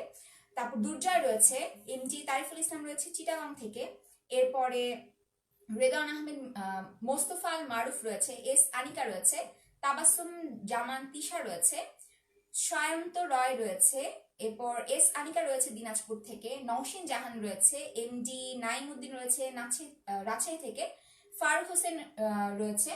অনেকেই দেখছো আমাদের সাথে লাইভ ক্লাসটি। এরপরে চলে যাই হচ্ছে পঞ্চম অধ্যায়। পঞ্চম অধ্যায় হচ্ছে শৈবাল এবং ছত্রাক। শৈবাল আর ছত্রাকের মধ্যে সবচেয়ে গুরুত্বপূর্ণ হচ্ছে লাইকেন টপিকটি। লাইকেন থেকে অনেক বেশি প্রশ্ন এসে থাকে এবং একই সাথে লাইকেনের গঠন আসে। তা আমি আগেই লাইকেনটা লিখে নিলাম, কারণ হচ্ছে লাইকেন জিনিসটা বেশি গুরুত্বপূর্ণ। লাইকেনের গঠন, লাইকেনের গঠন আসলে অবশ্যই চিত্র মাস্ট, চিত্র এখানে তোমার দিতেই হবে। তাছাড়া ব্যাসিডিও স্পোর কিভাবে তৈরি হয়, বা গিলের অন্তর্গঠন, প্রশ্নটা আসতে পারে হচ্ছে গিলের অন্তর্গঠন। গিলের অন্তর্গঠন যদি আসে তাহলে অবশ্যই চিত্র সহ ব্যাখ্যা করতে হবে, চিত্র ছাড়া এই কোশ্চেনগুলোর কিন্তু অ্যান্সার করা যাবে না। আচ্ছা, এখন আসি হচ্ছে আমরা শৈবাল থেকে কি কি পড়বো। শৈবালের মধ্যে সবচেয়ে ইম্পর্টেন্ট হচ্ছে উলোথ্রিক্সের গঠন এবং উলোথ্রিক্সের দুইটা জননী, একটা হচ্ছে অযৌন জনন আর একটা হচ্ছে যৌন জনন। দুটার ক্ষেত্রেই চিত্র প্রায় কাছাকাছি, আমার মনে হয় একটা চিত্র শিখলেই দুটো অ্যান্সার করতে পারবে। অনেক সময় আসে হচ্ছে পামেলা দশা, এই টপিকটা থেকে একবার বোর্ডে কোশ্চেন এসেছে। পামেলা দশা, পামেলা দশা এই টপিকটা ইম্পর্টেন্ট। এরপরে এখান থেকে প্রশ্ন এভাবে আসতে পারে যে পরিবেশ দূষণ রোধে শৈবাল বা ছত্রাকের মধ্যে কে বেশি ভূমিকা রাখে। সেক্ষেত্রে শৈবাল হচ্ছে সবচেয়ে বেশি ভূমিকা রাখে, কারণ শৈবাল অনেক অক্সিজেন তৈরি করতে পারে। বা প্রশ্ন এভাবে আসতে পারে, বায়ুমণ্ডলে অনেক বেশি অক্সিজেন এক ধরনের জীব আমাদের বায়ুমণ্ডলে অক্সিজেন সরবরাহ করে থাকে, সে তাদের একটি সাধারণ গঠন বর্ণনা করো, বা তাদের মধ্যে থেকে একটি প্রজাতির গঠন বর্ণনা করো। সেক্ষেত্রে কিন্তু তুমি উলোথ্রিক্সের গঠন যদি বর্ণনা করো তাহলে কিন্তু তোমার অ্যান্সারটা একদম সঠিক হয়ে যাবে। আচ্ছা, ছত্রাকের ক্ষেত্রে এবং শৈবালের ক্ষেত্রে দুইটারই সাধারণ গঠন পড়তে হবে। সাধারণ গঠন শৈবাল ছত্রাক দুইটারই সবকিছু সাধারণ গঠন যদি তুমি পড়ো, তাহলে যখন প্রশ্নটা আসবে তুমি যদি প্রপারলি ধরতে নাও পারো যে কোশ্চেনটা কি, কিছুক্ষণ উদ্দীপকটা পড়লেই দেখবে যে সাধারণ গঠনের সাথে কারো না কারো বৈশিষ্ট্য মিলে যাচ্ছে, তখন তুমি অ্যান্সারটা ইজিলি দিতে পারবে। এরপরে অনেক সময় বার্ডিং কি এই জিনিসটা আসে। এই বার্ডিং কোশ্চেনটা আসে হচ্ছে ম্যাক্সিমাম টাইমে ইস্টের জনন কিভাবে ঘটে বা বিভাজন কিভাবে ঘটে তার সাথে রিলেট করে এই জিনিসটা এসে থাকে। তো মুকুলোদ্গম জিনিসটা আমাদের ভালোভাবে পড়তে হবে। সেই সাথে মাশরুমের অর্থনৈতিক গুরুত্ব সম্পর্কে পড়াটা ইম্পর্টেন্ট, কারণ হচ্ছে আমরা জানি মাশরুম চাষ করে অনেকেই স্বাবলম্বী হতে পারে। তো সেই জন্য মাশরুমের যে অর্থনৈতিক গুরুত্ব সেই জিনিসটা তোমরা ভালোভাবে পড়তে পারো। এরপরে আসি হচ্ছে ছত্রাক ঘটিত রোগের মধ্যে যে আলুর বিলম্বিত ধসা রোগ, এটা খুব গুরুত্বপূর্ণ, কারণ হচ্ছে এই জিনিসটার কারণে আয়ারল্যান্ডে দুর্ভিক্ষ হয়েছিল। তো প্রশ্ন অনেক সময় এভাবে আসে যে কোন রোগের কারণে আইরিশ দুর্ভিক্ষ হয়েছিল, এরকম ভাবে প্রশ্ন আসতে পারে। বা এমন একটি রোগ হয়েছিল যে কারণে একটি দেশে দুর্ভিক্ষ তৈরি হয়েছিল, সেটা ছত্রাক ঘটিত রোগ ছিল, সেই রোগটি সম্পর্কে লেখো। সেক্ষেত্রে তোমার এই বিলম্বিত ধসা রোগ সম্পর্কে কিন্তু লিখতে হবে। আচ্ছা, আমাদের সাথে আরো অনেকেই জয়েন করছে আমি দেখতে পাচ্ছি, যেমন সাকিবুল ইসলাম সাকিব রয়েছে, মোহাম্মদ তানভীর হোসেন রয়েছে, মোহাম্মদ শোয়েব রহমান রয়েছে, মাহি আবরার রাফি রয়েছে, নিমফাইয়া রায়ান রয়েছে, আতিকুর রহমান রয়েছে, সাকলাইন আদনান রয়েছে, তারপর মামুন রানা রয়েছে। মামুন রানা বলছে লাইভ ক্লাসে শিডিউল চাই। ভাইয়া শিডিউল খুব দ্রুতই পেয়ে যাবে, তখন আশা করি তোমাদের কোনো কনফিউশন থাকবে না কখন কোন ক্লাস হবে সেই নিয়ে। আচ্ছা, এরপরে আসি হচ্ছে ষষ্ঠ অধ্যায়ের মধ্যে ব্রায়োফাইটা এবং টেরিডোফাইটা।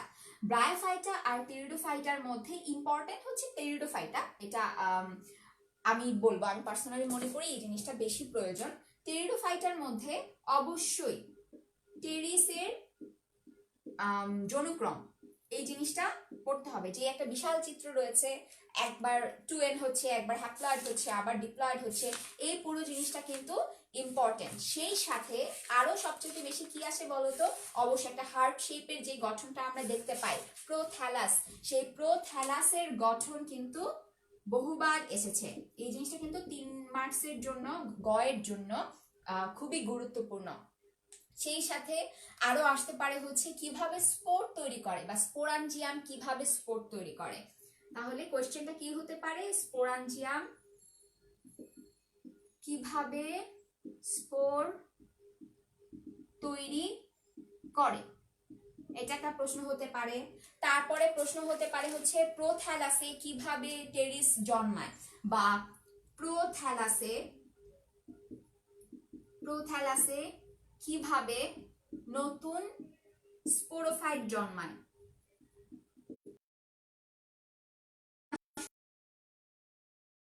প্রয়োজন উদ্দীপকের সাথে রিলেট করে কোশ্চেন গুলো আসবে। মনে করো এভাবে উদ্দীপকটা আসলো যে মাটির উপরে একটা হৃৎপিণ্ডাকার গঠনের সবুজ রঙের স্বভোজী থ্যালয়েড প্রকৃতির কিছু পড়ে রয়েছে, যেটি হচ্ছে গ্যামেটোফাইট, এবং সেখান থেকে কিভাবে একটি স্পোরোফাইটের জন্ম হতে পারে। তো তুমি যখন হৃৎপিণ্ডাকার থ্যালয়েড সবুজ শুনবা, অবশ্যই ধরে নেবা সেটা হচ্ছে প্রোথ্যালাস। তো প্রোথ্যালাস থেকে কিভাবে নতুন একটা টেরিস হচ্ছে, সেটাই কিন্তু এই কোশ্চেনের অ্যান্সারটা। আচ্ছা, এরপরে আসি হচ্ছে টেরিডোফাইটা। তো বললাম টেরিডোফাইটার মধ্যে আরো ইম্পর্টেন্ট হচ্ছে পিনা, তারপর হচ্ছে সারসিনেট ভার্নেশন, পিনা থাকে, তারপরে সারসিনেট ভার্নেশন, তারপর ক্রোজিয়ার, এই জিনিসগুলা থেকে কিন্তু কোশ্চেন এসে থাকে। আচ্ছা, এরপর আসি হচ্ছে ব্রায়োফাইটার মধ্যে কি কি ইম্পর্টেন্ট? ব্রায়োফাইটার মধ্যে রিক্সিয়ার যে থ্যালাস রয়েছে সেই থ্যালাসের প্রস্থচ্ছেদ আসতে পারে। প্রস্থচ্ছেদটা এসে তোমাকে প্রশ্ন এরকম দিতে পারে যে এমন একটি থ্যালাস রয়েছে যার ঊর্ধ্বত্বকের কোষগুলা স্বচ্ছ ধরনের, কারণ সেখানে ক্লোরোপ্লাস্ট নেই এবং তাদের বায়ু প্রকোষ্ঠ রয়েছে। এমন একটি গঠনের জীবের বা এমন একটি প্রজাতির অন্তর্গঠনের চিত্র আঁকো বা প্রস্থচ্ছেদটি দেখাও, এরকম প্রশ্ন কিন্তু আসতে পারে। সেই সাথে অবশ্যই ব্রায়োফাইটা এবং টেরিডোফাইটার যে সাধারণ বৈশিষ্ট্য গঠনগত, সেই বৈশিষ্ট্যগুলো কিন্তু পড়া খুবই ইম্পর্টেন্ট। একই সাথে এই চ্যাপ্টার থেকে সবচেয়ে বেশি কমন একটা প্রশ্ন আসে, সেটা হচ্ছে আর্কিগোনিয়াম কি বা স্ত্রী জননাঙ্গ আর্কিগোনিয়াম। এই আর্কিগোনিয়াম বলতে কি বোঝো? আর্কিগোনিয়াম জিনিসটা কি? আর্কিগোনিয়াম হচ্ছে একটা ফ্লাস্কের মতো অংশ, এরকম একটা শেপের অংশ থাকে যেটা হচ্ছে স্ত্রী জননাঙ্গ, যার ভেতরে হচ্ছে ডিম্বাণুটা থাকবে, নিশ্চল অবস্থায় থাকবে, যার এখানে কিছু কোষ থাকবে। যখন এটা ম্যাচিউরড হবে, যখন নিষেক খাওয়া প্রয়োজন, তখন কোষগুলো গলে যাবে এবং পরবর্তীতে এটার ভেতরে জাইগোট তৈরি হবে। আচ্ছা, এখন আসি হচ্ছে 7 নম্বর চ্যাপ্টারে। তো তোমরা যারা দেখছো আমাকে কমেন্টে জানিয়ে দিতে পারো যে তোমাদের এখান থেকে কোনো কোয়েশ্চেন আছে কিনা, বা কোন কোন টপিকগুলা বেশি ইম্পর্টেন্স দিয়ে পড়তে হবে, কোন কোন চিত্রগুলো কোন ধরনের প্রশ্নের সাথে লেখা প্রয়োজন বা আঁকা প্রয়োজন। আমি বলার চেষ্টা করছি, তাও যদি কোনোটা ভুলে যাই তাহলে তোমাদের কোয়েশ্চেন দেখা হয়তো আমার মনে পড়বে। আচ্ছা, এরপর আসি হচ্ছে 7ম অধ্যায়ের মধ্যে। এখানে আমরা মেইনলি পড়বো হচ্ছে নগ্নবীজী উদ্ভিদের বৈশিষ্ট্য। নগ্নবীজী উদ্ভিদের বৈশিষ্ট্য। আচ্ছা, নগ্নবীজী উদ্ভিদের বৈশিষ্ট্যর মধ্যে আমরা জানি এটা চিরসবুজ ধরনের হয়, গাছের কাণ্ডের মধ্যে কোনো শাখা বের হয় না, তারপরে হচ্ছে তাদের মধ্যে স্ট্রোবিলাস দেখা যায়, তারপরে মেগাস্পোরোফিল দেখা যায়, তারপর ডিম্বক নগ্ন অবস্থায় থাকে, তাদের ফল হয় না। তো এখান থেকে সবচেয়ে কমন যে প্রশ্নটা একটা হচ্ছে, কেন নগ্নবীজী উদ্ভিদের ফল হয় না? কারণ তাদের গর্ভাশয় নেই, এটা হচ্ছে মেইন অ্যান্সার। ফল হয় না কেন? তারপরে অনেক সময় প্রশ্ন আসে হচ্ছে কোরালয়েড মূল কি? কোরালয়েড মূল কি, এইটা প্রশ্ন এসে থাকে। তারপরে হচ্ছে সাইকাসকে কেন জীবন্ত জীবাশ্ম বলা হয়, এই প্রশ্নটাও এসে থাকে, জীবাশ্ম কেন বলা হয়। আচ্ছা, এরপরে আসি সাইকাস উদ্ভিদের সাথে ফার্নের সাদৃশ্য, এই জিনিসটা নিয়ে অনেক সময় আসে। সাইকাসের সাথে ফার্নের সাদৃশ্য, এই জিনিসটা থেকেও প্রশ্ন অনেক সময় এসে থাকে। আচ্ছা, এরপর আসি হচ্ছে আবৃতবীজী উদ্ভিদের মধ্যে যে জিনিসগুলো আমাদের পড়তে হবে, যেমন রাইজোম কি, এই জিনিসটা ইম্পর্টেন্ট। টিউবার কি, বাল্ব কি, এইগুলো এমসিকিউ এবং ক যে প্রশ্নটা আসে সেই ক প্রশ্নটার জন্য গুরুত্বপূর্ণ। আমি দেখতে পাচ্ছি অনেকেই নতুন লাইভ ক্লাসে জয়েন করছো, তো যারা তোমরা মাত্র জয়েন করেছো আমাকে একটু কমেন্টে জানিয়ে দিতে পারো কারা মাত্র জয়েন করছো, এরকম যদি কেউ থেকে থাকো। আচ্ছা, এরপরে হচ্ছে আমরা যে জিনিসটা এই চ্যাপ্টার থেকে আরেকটা পড়তে পারি, সেটা হচ্ছে মালভেসির যে বৈশিষ্ট্যগুলো আমরা দেখেছি মালভেসি গোত্রের, সেই জিনিসটা ইম্পর্টেন্ট। তারপর পয়েসি গোত্রের বা আগে যেটা নাম ছিল গ্রামিনী, সেক্ষেত্রে এদের যে সাধারণ বৈশিষ্ট্য সেই বৈশিষ্ট্যগুলো আমরা পড়বো। একই সাথে পড়বো হচ্ছে স্পাইকলেট, এটা খুবই গুরুত্বপূর্ণ। এই চ্যাপ্টারগুলো থেকে মোটামুটি এই ধরনের প্রশ্ন বেশি এসে থাকে, তবে প্রশ্ন জবা এবং ধান থেকে যদি আসে এভাবে আসতে পারে যে একটি ফুল তুমি দেখতে পাচ্ছ, যেই ফুলের পাপড়ি পিচ্ছিল ধরনের এবং যেটাকে আমরা বলছি মিউসিলেজ পূর্ণ, এই ধরনের ফুলের ক্ষেত্রে এটি কোন গোত্রের হতে পারে, এভাবে প্রশ্ন আসতে পারে। তার এস্টিভেশন নিয়ে প্রশ্ন আসতে পারে। তারপরে পোয়েসির ক্ষেত্রে প্রশ্ন আসতে পারে হচ্ছে ঘাস জাতীয় উদ্ভিদ তুমি দেখতে পাচ্ছ, একটি গম দেখতে পাচ্ছ, ধান দেখতে পাচ্ছ, সেক্ষেত্রে এই গম এবং ধান কোন গোত্রের অন্তর্ভুক্ত, এদের সাধারণ বৈশিষ্ট্য কি, এভাবে প্রশ্নটা কিন্তু আসতে পারে। আর সবচেয়ে ইম্পর্টেন্ট হচ্ছে এখান থেকে পুষ্প সংকেত। পুষ্প সংকেত যেটা, এই পুষ্প সংকেতটা এমসিকিউ এর জন্য খুবই খুবই গুরুত্বপূর্ণ। পুষ্প সংকেতগুলো ভালোভাবে পড়তে হবে, আর কিভাবে পুষ্প সংকেত লিখতে হয় সেই জিনিসটা আমাদের ভালোভাবে বুঝতে হবে। কারণ তোমাকে কোশ্চেনে এমসিকিউতে এভাবে বলে দিতে পারে যে কোনো একটা ফুলের আমি দেখতে পাচ্ছি 5টা পাপড়ি রয়েছে, পুংকেশর 5টা রয়েছে, তারপরে ফুলের মধ্যে যে দল রয়েছে 5টা, এভাবে প্রশ্ন আসতে পারে। মঞ্জুরি পত্র রয়েছে কিন্তু উপমঞ্জুরি পত্র নাই, এভাবে প্রশ্ন আসলে তখন তোমার অপশনে থাকবে হচ্ছে পুষ্প সংকেত গুলো। তো তুমি যদি না জানো কিভাবে লিখতে হবে, কিভাবে বসাতে হবে, তাহলে কিন্তু তখন ধরতে পারবে না অ্যান্সারটা আসলে কি হবে। আচ্ছা, এরপরে চলে যাই হচ্ছে টিস্যু চ্যাপ্টারে। টিস্যু চ্যাপ্টারটা অনেকেরই পছন্দ না, কিন্তু আমার টিস্যু চ্যাপ্টারটা খুব পছন্দ, কোনো একটা বিচিত্র কারণে, আমি জানি না কেন। তো টিস্যু চ্যাপ্টারটার মধ্যে সবচেয়ে গুরুত্বপূর্ণ হচ্ছে ভাস্কুলার বান্ডেল। আর কিছু করো না বড়, ভাস্কুলার বান্ডেল হচ্ছে সবচাইতে ইম্পর্টেন্ট। এখান থেকে তোমার এই জিনিসটা বুঝতে হবে, এটা না বুঝলে এমসিকিউ এ অ্যান্সার করতে পারবে না, কারণ এমসিকিউ তে ভাস্কুলার বান্ডেল থেকে প্রশ্ন এসে থাকে। তো আমি একটু কমেন্ট গুলো পড়ি, তোমরা যারা আছো, যেমন তাবাসসুম তাবা রয়েছে আমাদের সাথে লাইভ ক্লাসটি দেখছে, আমাদের সাথে আরিফুল রয়েছে লাইভ ক্লাসটি দেখছে, আমাদের সাথে কুমিল্লা থেকে একজন রয়েছে, নারায়ণগঞ্জ থেকে একজন রয়েছে, ময়মনসিংহ থেকে একজন রয়েছে। অনেকেই অনেক জায়গা থেকে দেখছো, এবং সেই সাথে আমি আমি জানি তোমরা সবাই বাসাতেই আছো, তাও আমি বলছি তোমরা বাসাতে থাকার চেষ্টা করবে, নিজে সুস্থ থাকবে, পরিবারের সবাইকে সুস্থ রাখার চেষ্টা করবে। খুব বেশি প্রয়োজন না হলে বাসায় বসে থাকবে, আমাদের লাইভ ক্লাসগুলো করবে, এবং সেই সাথে আমাদের অ্যাপে কিন্তু মডেল টেস্ট চলছে। তো তোমরা যারা দেখছো, তোমরা চাইলে কিন্তু ঘরে বসে এখন মডেল টেস্টগুলো দিয়েও দিতে পারো, তাহলে তোমাদের একটা প্র্যাকটিস হয়ে যাবে। আচ্ছা, এরপরে আসি টিস্যু থেকে আর কি কি আসতে পারে। টিস্যুর এখান থেকে আসতে পারে হচ্ছে ত্বকীয় টিস্যু তন্ত্রের যে উপবৃদ্ধি অংশগুলো রয়েছে, উপাঙ্গ যেগুলো রয়েছে, সেই উপাঙ্গগুলো থেকে প্রশ্ন আসতে পারে। কিন্তু রিটেনের জন্য সবচেয়ে ইম্পর্টেন্ট হচ্ছে পত্ররন্ধ্র, এটার গঠন অবশ্যই অবশ্যই তোমার চিত্র সহ অ্যান্সার করতে হবে। এই জিনিসটা অনেক বেশি পরিমাণে এসে থাকে। আর এই পত্ররন্ধ্রের গঠনের সাথে একই কোশ্চেনের মধ্যে কিন্তু 9 নাম্বার চ্যাপ্টারের একটা কোশ্চেন এসে পড়তে পারে। কিভাবে আসতে পারে? মনে করো একটা পত্ররন্ধ্র সম্পর্কে গঠন সম্পর্কে তোমাকে গতে লিখতে বললো, তারপরে প্রশ্নটা এমন ভাবে করলো যে এই পত্ররন্ধ্র খোলা বা বন্ধ হয় কিভাবে, তার একটা মতবাদ লেখো। মনে করো আধুনিক মতবাদ লিখতে বললো বা সারির মতবাদ লিখতে বললো, এরকম একটা প্রশ্ন কিন্তু তোমার আসতেই পারে, একই সাথে এসে পড়তে পারে। সেজন্য যখনই পত্ররন্ধ্র পড়বে, 9 নাম্বার চ্যাপ্টারে পত্ররন্ধ্রটা একসাথে পড়ে ফেলবে।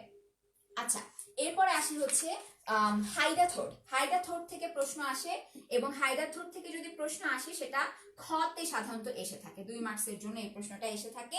এবং হাইডাথোড, আমি তোমাদেরকে একটা কোয়েশ্চেন করি, আমি অনেকক্ষণ ধরে কথা বলে যাচ্ছি যেহেতু, তোমাদেরকে একটা প্রশ্ন করি, সেটা হচ্ছে হাইডাথোড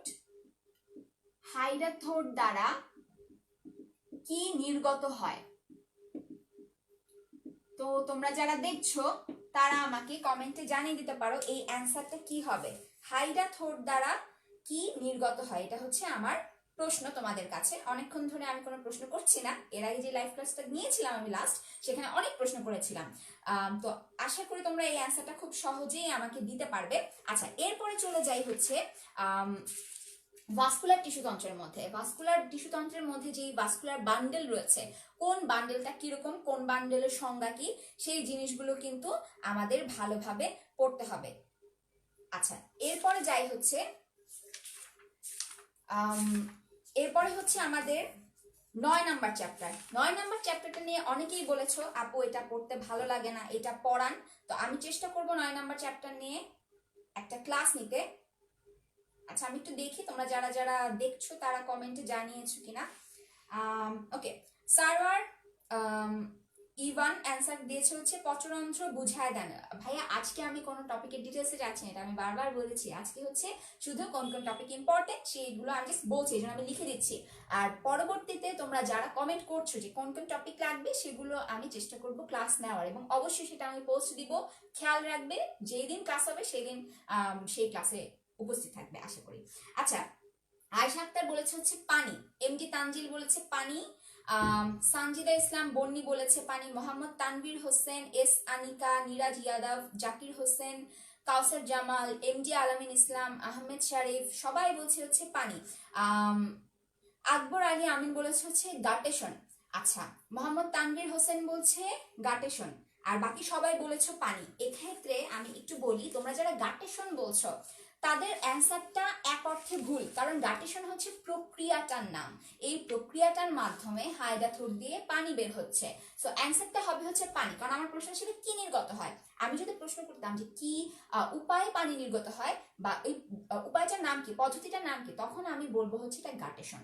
আচ্ছা, এরপর আসি হচ্ছে নবম অধ্যায়। নবম অধ্যায় হচ্ছে উদ্ভিদের খনিজ লবণ পরিশোষণের মধ্যে সবচেয়ে ইম্পর্টেন্ট হচ্ছে প্রোটন অ্যানায়ন কো ট্রান্সপোর্ট এবং সাইটোক্রোম পাম্প মতবাদ। এই দুইটা খুব বেশি গুরুত্বপূর্ণ। সাইটোক্রোম পাম্প মতবাদ এবং প্রোটন অ্যানায়ন কো ট্রান্সপোর্ট, উল্টা বলছিলাম, কো ট্রান্সপোর্ট। ওকে, এরপরে হচ্ছে প্রস্বেদন। এটা থেকে সবচেয়ে বেশি পরিমাণে প্রশ্ন আসে, এই জিনিসটা খুবই গুরুত্বপূর্ণ। এবং যখনই প্রস্বেদন থেকে প্রশ্ন আসবে তখন তোমাকে 3 ধরনের প্রস্বেদন যে ঘটে সেটা কিন্তু বলতে হবে। শুধুমাত্র যে পত্ররন্ধ্রীয় হয় সেটা কিন্তু না, এবং শুধু পত্ররন্ধ্রীয় অ্যান্সার দিলে কিন্তু হবে না। এটা কিন্তু আমি ভালোভাবে বলে দিচ্ছি, কারণ অনেকেই আমি দেখেছি যখন অ্যান্সার করে তখন শুধুমাত্র পত্ররন্ধ্রীয় প্রস্বেদনকে অ্যান্সার করে, ত্বকীয় প্রস্বেদন বা লেন্টিকুলার প্রস্বেদন এইগুলো অ্যান্সার করে না। আচ্ছা, ওকে, এরপরে হচ্ছে এখানে ঠিক আরেকটা প্রশ্ন আসে, পত্ররন্ধ্র খোলা বা বন্ধের কৌশল। এই প্রশ্নটা অনেক কমন এবং ইম্পর্টেন্ট। যদি এই প্রশ্নটা আসে অবশ্যই চিত্র সহ অ্যান্সারটা লিখতে হবে। আচ্ছা, এরপরে আসি প্রস্বেদনের প্রভাবক সমূহ। এটা তোমাদের 4 মার্কসের জন্য আসতে পারে, ঘতে আসতে পারে, সেজন্য এটা গুরুত্বপূর্ণ। এই চ্যাপ্টার থেকে অভিস্রবণ কি, ব্যাপন কি, তারপর অভিস্রবণিক চাপ কি, এই প্রশ্নগুলো কিন্তু এসে থাকে। এগুলো সংজ্ঞা হিসেবে আসে অথবা খ নাম্বারের জন্য আসে, খ এর যে 2 মার্কসের অ্যান্সারের জন্য কিন্তু আসে। একই সাথে আরেকটা জিনিস আছে প্লাজমোলাইসিস। কেউ যদি প্লাজমোলাইসিস কি প্লাজমোলাইসিস কি, এটা হচ্ছে তোমাদের জন্য আমার প্রশ্ন, এটা আমাকে কমেন্টে জানিয়ে দাও। প্লাজমোলাইসিসের ফলে কি ঘটে? অ্যান্সারটা একটু বড়, আমি জানি লিখতে একটু কষ্ট, তো কেউ কষ্ট করে লিখে ফেলো, আমি দেখি তোমরা কে কে পারো। প্লাজমোলাইসিস জিনিসটা কি সেটা আমাকে কমেন্টে জানিয়ে দাও, এটা হচ্ছে তোমাদের জন্য নেক্সট কোশ্চেন। ওকে, এরপরে আসি এই চ্যাপ্টারের মধ্যে আমাদের খুব গুরুত্বপূর্ণ হচ্ছে ক্যালভিন চক্র, হ্যাটো-স্ল্যাক চক্র, এবং এখান থেকে আরেকটা প্রশ্ন আসে C3 আর C4 এর পার্থক্য। বা প্রশ্নটা এভাবে আসতে পারে যে ঘাস জাতীয় উদ্ভিদ অতিরিক্ত তাপমাত্রার মধ্যে বেঁচে থাকতে পারে, অতিরিক্ত তাপমাত্রাযুক্ত অঞ্চলে বেঁচে থাকতে পারছে কেন, তাদের কি কি বৈশিষ্ট্যের কারণে, তখন কিন্তু তোমার হ্যাটো-স্ল্যাক সম্পর্কে বলতে হবে, সেই চক্রটা সম্পর্কে বলতে হবে। তো এখানে ইম্পর্টেন্ট হচ্ছে ক্যালভিন চক্র, হ্যাটো-স্ল্যাক চক্র। আচ্ছা, C4 উদ্ভিদের বৈশিষ্ট্য, সে একই সাথে C4 এবং C3 উদ্ভিদের পার্থক্য, এটাও ইম্পর্টেন্ট, এবং এদের বৈশিষ্ট্য আলাদা আলাদা করে, এটাও কিন্তু ইম্পর্টেন্ট। আচ্ছা, এরপরে আসি হচ্ছে সালোক সংশ্লেষণের পোর্শন গেল। এখন ইম্পর্টেন্ট হচ্ছে শ্বসন। শ্বসন থেকে অনেক বেশি প্রশ্ন আসে, অবশ্যই গ্লাইকোলাইসিস এখান থেকে পড়তে হবে। এবং গ্লাইকোলাইসিসের প্রশ্নটা আমার মনে হয় তোমরা সবাই একবার না একবার অ্যান্সার করে ফেলেছো। এবং প্রশ্নটা প্যাটার্ন হয় এরকম যে মানুষ না, সবাত এবং অবাত শ্বসনের ক্ষেত্রে একটা ধাপ আছে, সাধারণ ধাপ, যেই ধাপটা 2 ক্ষেত্রেই একই ধরনের হয়ে থাকে, সেই ধাপ সম্পর্কে লেখো, সেই ধাপটা বর্ণনা করো। সেক্ষেত্রে আমার অ্যান্সার করতে হবে হচ্ছে গ্লাইকোলাইসিস। এই জিনিসটা হচ্ছে ইম্পর্টেন্ট, সবচাইতে ভালোভাবে এই জিনিসটা আমি পড়তে বলবো তোমাদেরকে। আর গ্লাইকোলাইসিসের যে বিভিন্ন এনজাইমের নাম আছে, এনজাইমের নামগুলো ভালোভাবে পড়বে। সেই সাথে আরো ইম্পর্টেন্ট একটা জিনিস আছে, সেটা হচ্ছে অবাত শ্বসনের পুরো প্রক্রিয়াটা। অবাত শ্বসনের পুরো প্রক্রিয়াটা আমি বলবো বাদ দেওয়া যাবে না একদমই। কেউ যদি 9 নম্বর চ্যাপ্টার বাদ দেওয়ার চিন্তা ভাবনা করো, সে অবশ্যই গ্লাইকোলাইসিস এবং অবাত শ্বসন আগে পড়বে, তারপরে বাকি জিনিস তুমি পড়ো বা না পড়ো সেটা তোমার সময়ের উপর ডিপেন্ড করে, কিন্তু এই দুটা জিনিস অবশ্যই পড়তে হবে, কারণ এই দুটা থেকে সবচেয়ে বেশি পরিমাণে প্রশ্ন এসে থাকে। আর গ্লাইকোলাইসিসই যে শুধু গুরুত্বপূর্ণ তা না, সেই সাথে কিন্তু যে ক্রেবস চক্র, সেই ক্রেবস চক্রের প্রশ্নটা এসে থাকে। তো অনেকে আমাকে প্রশ্ন করে থাকো যে ক্রেবস চক্রে যে চক্রটা দেওয়া আছে, চক্রটা দেখতে অনেক বড়, এটা খাতায় কিভাবে আঁকবো? তো সেক্ষেত্রে আমি বলবো যে এই চক্রটা খাতায় আঁকার আলটিমেটলি দরকার নেই, এটা পয়েন্ট করে 1-2 ধাপ করে তোমরা সেটা ব্যাখ্যা করে দিতে পারো এনজাইমগুলো সহ। অবশ্যই এনজাইমগুলো কিন্তু খুব বেশি গুরুত্বপূর্ণ। ওকে, এরপরে আসি হচ্ছে 10 নম্বর চ্যাপ্টারে। 10 নম্বর হচ্ছে উদ্ভিদ প্রজনন। উদ্ভিদ প্রজননের মধ্যে যে জিনিসটা সবচেয়ে ভালোভাবে পড়তে হবে সেটা হচ্ছে ডিম্বকের পুংগ্যামেটোফাইটের সৃষ্টি হওয়ার প্রক্রিয়া, পুংগ্যামেটোফাইটের পরিস্ফুটন এবং স্ত্রী গ্যামেটোফাইটের পরিস্ফুটন। আচ্ছা, আমি একটা প্রশ্ন করেছিলাম যে প্লাজমোলাইসিস কি? ওকে, প্লাজমোলাইসিসের অ্যান্সার কেউ এখনো দেয়নি। আচ্ছা, সানজিদ ইসলাম বন্নি বলেছে হচ্ছে পানি কোষের বাইরে বেরিয়ে যাওয়ার ফলে কোষের প্রোটোপ্লাজম সংকুচিত হওয়াকে প্লাজমোলাইসিস বলে। আচ্ছা, এমডি আবু সায়েদ বলেছে হচ্ছে বহি অভিস্রবণ প্রক্রিয়ায় কোষের পানি বেরিয়ে যাওয়ার ফলে প্রোটোপ্লাজমের সংকোচন। হ্যাঁ, যখন একটা কোষের ভেতর থেকে অনেক বেশি পানি আমার বের হয়ে যেতে থাকবে হুট করে, কোনো কারণে আমি যদি তাকে স্ট্রেসের মধ্যে ফেলি, হুট করে সে পানি যদি লস করে ফেলে, তখন হবে কি আমার উদ্ভিদ কোষগুলোর ক্ষেত্রে কোষ প্রাচীর তো আছে, আমার পানিটা যাবে হচ্ছে মাঝখানের প্রোটোপ্লাজমটা থেকে, তখন প্রোটোপ্লাজমটা তো এভাবে ছড়িয়ে ছিটিয়ে ছিল, তখন প্রোটোপ্লাজমটা সংকুচিত হয়ে যাবে, দেখা যাবে এতটুকু অঞ্চল জুড়ে শুধু আমার প্রোটোপ্লাজম আছে, মাইক্রোস্কোপের নিচে দেখলে এই জায়গাটা পুরো ফাঁকা দেখা যাবে। তো এই জিনিসটাই হচ্ছে প্লাজমোলাইসিস। ওকে, তো তোমরা 2জন অ্যান্সার দিয়েছো, 2জনই সঠিক উত্তর দিয়েছো। আমার মনে হয় বাকি সবাই আসলে অ্যান্সারটা পারো, কিন্তু লিখতে একটু কষ্ট হবে, এজন্য হয়তো লেখো নাই। আচ্ছা, এরপরে আসি হচ্ছে 10 নম্বর চ্যাপ্টারে। 10 নম্বর চ্যাপ্টারের মধ্যে ইম্পর্টেন্ট হচ্ছে পুংগ্যামেটোফাইট সৃষ্টির প্রক্রিয়া, পুংগ্যামেটোফাইট আর হচ্ছে স্ত্রী গ্যামেটোফাইট। এই দুইটা জিনিস কিভাবে তৈরি হয়, তৈরি হওয়ার ধাপ, এই দুইটা ধাপ অবশ্যই গুরুত্বপূর্ণ। সেই সাথে ইম্পর্টেন্ট আরো একটা প্রশ্ন আছে, সেই প্রশ্নটা হচ্ছে যে নিষেকের ফল কি? নিষেকের ফলাফল কি? নিষেকের ফলাফল কি? এইভাবে প্রশ্নটা এসে থাকে। নিষেকের ফলাফল বলতে আমরা আলটিমেটলি কি বুঝি?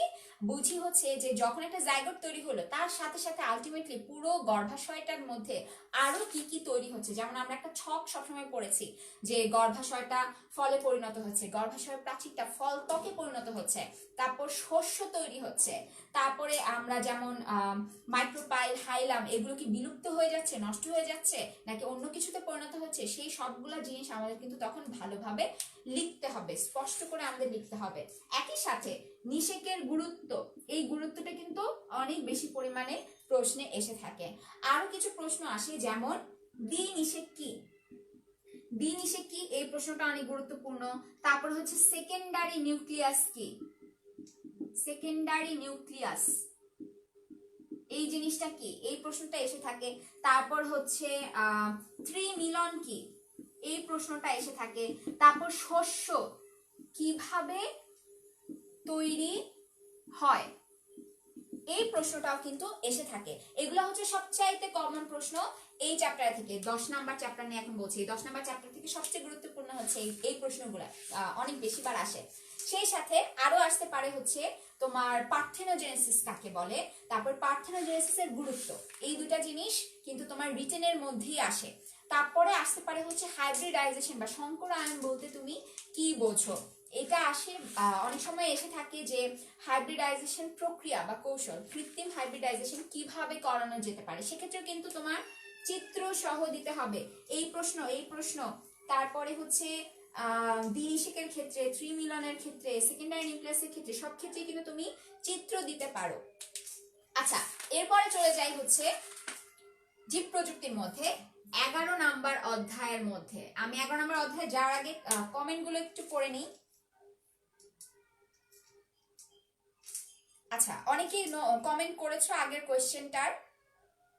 সারোয়ার ইভান রয়েছে, সে বলছে ক্যালভিন চক্রকে C3 চক্র বলা হয় কেন? কারণ হচ্ছে ক্যালভিন চক্রের মধ্যে প্রথম যে স্থায়ী পদার্থটা তৈরি হয়, যেটা তৈরি হওয়ার সাথে সাথে ভেঙে যাবে না, সেই জিনিসটার মধ্যে 3টা কার্বন আছে, সেই জন্য এটাকে C3 সাইকেলও বলা হয়। ক্যালভিন চক্রে কিন্তু অনেকগুলো নাম আছে, ক্যালভিন ব্যাসান চক্র বলা হয়, তারপর C3 সাইকেল বলা হয়। তো প্রত্যেকটা নাম কিন্তু তোমাদের ভালোভাবে পড়তে হবে, কারণ এটা MCQ-তে আসতে পারে।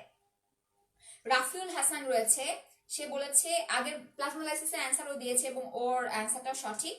তারপর শাওন আহমেদ সীমান্ত বলেছে এনজাইম মনে রাখবো কিভাবে? ভাইয়া একটু খেয়াল করলে দেখবা যে এনজাইমের নামগুলো লাস্টে ASE বা এস এই টাইপের ওয়ার্ড থাকে। তো তোমার মনে করো হচ্ছে মল্টোজকে ভাঙবে, কোন এনজাইমটা ভাঙবে? মল্টেজ ভাঙবে, মল্টোজের ওস পোরশনটা বাদ দিয়ে নামটা হয়ে যাবে মল্টেজ। এভাবে করে মিলিয়ে দেখবে যে প্রত্যেকটা নাম কিন্তু তোমার মিলে যাচ্ছে এনজাইমের সাথে।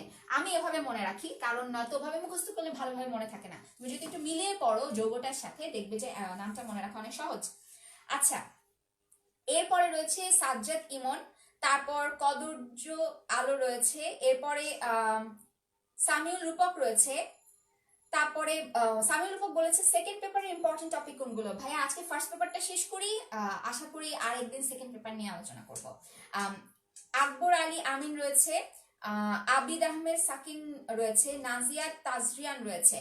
ওকে, তোমরা যারা এখন জয়েন করেছো তাদেরকে বলে রাখি আজকের ক্লাসের মধ্যে পুরো ক্লাসটা জুড়ে প্রত্যেকটা চ্যাপ্টার থেকে কি কি ইম্পর্টেন্ট সেই সবকিছুই আমি বলার চেষ্টা করেছি। এখন 11 নম্বর চ্যাপ্টারে আছি, আর খুব দ্রুতই লাইভ ক্লাসটা শেষ হয়ে যাবে। তো তোমরা যারা দেখছো তাদেরকে বলে রাখি, তোমরা যেহেতু এখন বাসায় আমাদেরকে বসে থাকতে হচ্ছে আমাদের নিজস্ব সুস্থতার জন্য, মানুষজনের সুস্থতার জন্য, তোমরা কিন্তু ঘরে বসে মডেল টেস্ট দিয়ে দিতে পারো আমাদের অ্যাপ থেকে। HSC মডেল টেস্ট চালু রয়েছে এবং সেখানে স্কোর বোর্ডে তুমি কিরকম করছো বা তুমি কি ধরনের কোন কোন জায়গায় তোমার এখনো দুর্বলতা রয়ে গেছে, তুমি কিন্তু মডেল টেস্টটা দিলেই বুঝতে পারবে ইজিলি। আর সেই সাথে আমাদের এই গ্রুপে এখন লাইভ ক্লাস নিয়মিত হতে থাকবে, তোমরা সেই লাইভ ক্লাসগুলো দেখতে পারো। আমাদের অ্যাপে এর আগে একাডেমিক ভিডিওগুলো রয়েছে, আগের লাইভ ক্লাসগুলো রয়েছে, সেগুলোও চাইলে কিন্তু তোমরা দেখতে পারো। সব টপিকের ক্লাসই কিন্তু রয়েছে। আচ্ছা, 11 নম্বর চ্যাপ্টারের মধ্যে ইম্পর্টেন্ট হচ্ছে টিস্যু কালচার কাকে বলে বা টিস্যু কালচার করার প্রক্রিয়া, এবং যদি টিস্যু কালচার করার প্রক্রিয়া তুমি কখনো লিখো অবশ্যই তোমাকে সেই সাথে চিত্র দিতে হবে। সো এটা হচ্ছে টিস্যু কালচার, টিস্যু কালচারটা ইম্পর্টেন্ট। তারপরে হচ্ছে এক্সপ্ল্যান্ট কি, এই জিনিসটা অনেক বেশি আসে, এক্সপ্ল্যান্ট কি এই প্রশ্নটা অনেক বেশি এসে থাকে। তারপরে হচ্ছে কিভাবে অটোক্লেভ যন্ত্র দিয়ে জীবাণুমুক্ত করা যায়, জীবাণুমুক্ত করার শর্ত বা জীবাণুমুক্ত করার প্রক্রিয়া। তোমরা দেখবে যে লেখা আছে অটোক্লেভ যন্ত্রের মধ্যে 20 মিনিট ধরে 15 পাউন্ড চাপ দিয়ে, তারপর হচ্ছে 121 ডিগ্রি সেলসিয়াস তাপমাত্রার মধ্যে যন্ত্রপাতিকে রেখে আমাদের স্টেরিলাইজ করতে হয়। তো সেই যন্ত্রটা হচ্ছে অটোক্লেভ যন্ত্র, তো সেটার সাহায্যে জীবাণুমুক্ত করা হয় সবগুলা জিনিসকে। এই প্রশ্নটা কিন্তু এসে থাকে। সেই সাথে এই চ্যাপ্টার থেকে সবচেয়ে গুরুত্বপূর্ণ হচ্ছে জেনেটিক ইঞ্জিনিয়ারিং এর মধ্যে যদি যাও সেখানে দেখবে প্লাজমিড নিয়ে বলা আছে, প্লাজমিডের বৈশিষ্ট্য এসে থাকে, প্লাজমিডের বৈশিষ্ট্য। আরো আসে হচ্ছে রিকম্বিনেন্ট ডিএনএ থেকে প্রশ্ন, যে রিকম্বিনেন্ট ডিএনএ কিভাবে তৈরি করা যায়। তো রিকম্বিনেন্ট ডিএনএ এর প্রশ্নটা সাধারণত আসে হচ্ছে ইনসুলিন কৃত্রিম উপায়ে তৈরির প্রক্রিয়া, ইনসুলিন তৈরির প্রক্রিয়া এইভাবে আসে। এরপর একজন প্রশ্ন করেছে অটোক্লেভের কাজ কি। অটোক্লেভের কাজ হচ্ছে যেই যন্ত্রপাতিগুলো আমরা ইউজ করব টিস্যু কালচার করার ক্ষেত্রে, সেই টিস্যু কালচার করার যেই যন্ত্র সেগুলো আমাদের অবশ্যই জীবাণু মুক্ত থাকতে হবে। আদারওয়াইজ আমরা যদি টিস্যু কালচার করি সেখানে দেখা যাবে ব্যাকটেরিয়া জন্মে যাচ্ছে, ব্যাকটেরিয়ার বংশ বিস্তার হয়ে যাচ্ছে। আমরা সেটা যেহেতু চাচ্ছি না, তো ব্যাকটেরিয়াকে ভাইরাসকে সেই যন্ত্রপাতিগুলো থেকে সরানোর জন্য আমরা অটোক্লেভ যন্ত্রকে ইউজ করি। তার ভেতরে হিটের মাধ্যমে আমরা জীবাণুগুলোকে নষ্ট করে ফেলি।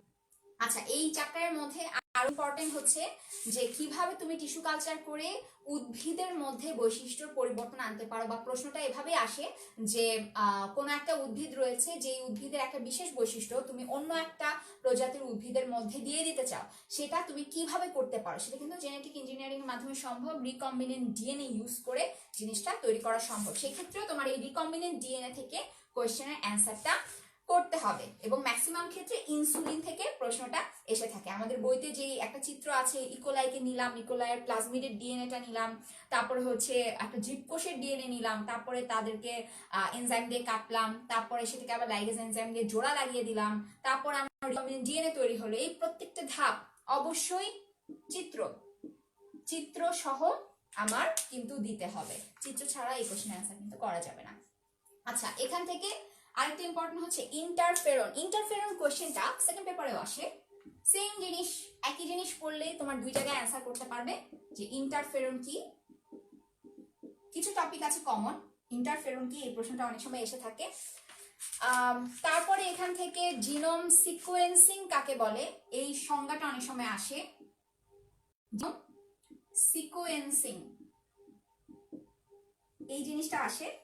আচ্ছা, এরপরে যাই হচ্ছে দ্বাদশ অধ্যায় 12 নাম্বার যে চ্যাপ্টারটা রয়েছে, এই চ্যাপ্টারের মধ্যে আমরা মেইনলি পড়বো হচ্ছে জীবগোষ্ঠী কাকে বলে, তারপরে হচ্ছে বাস্তুতন্ত্র কাকে বলে, জীব সম্প্রদায় কাকে বলে, এই সংজ্ঞাগুলো।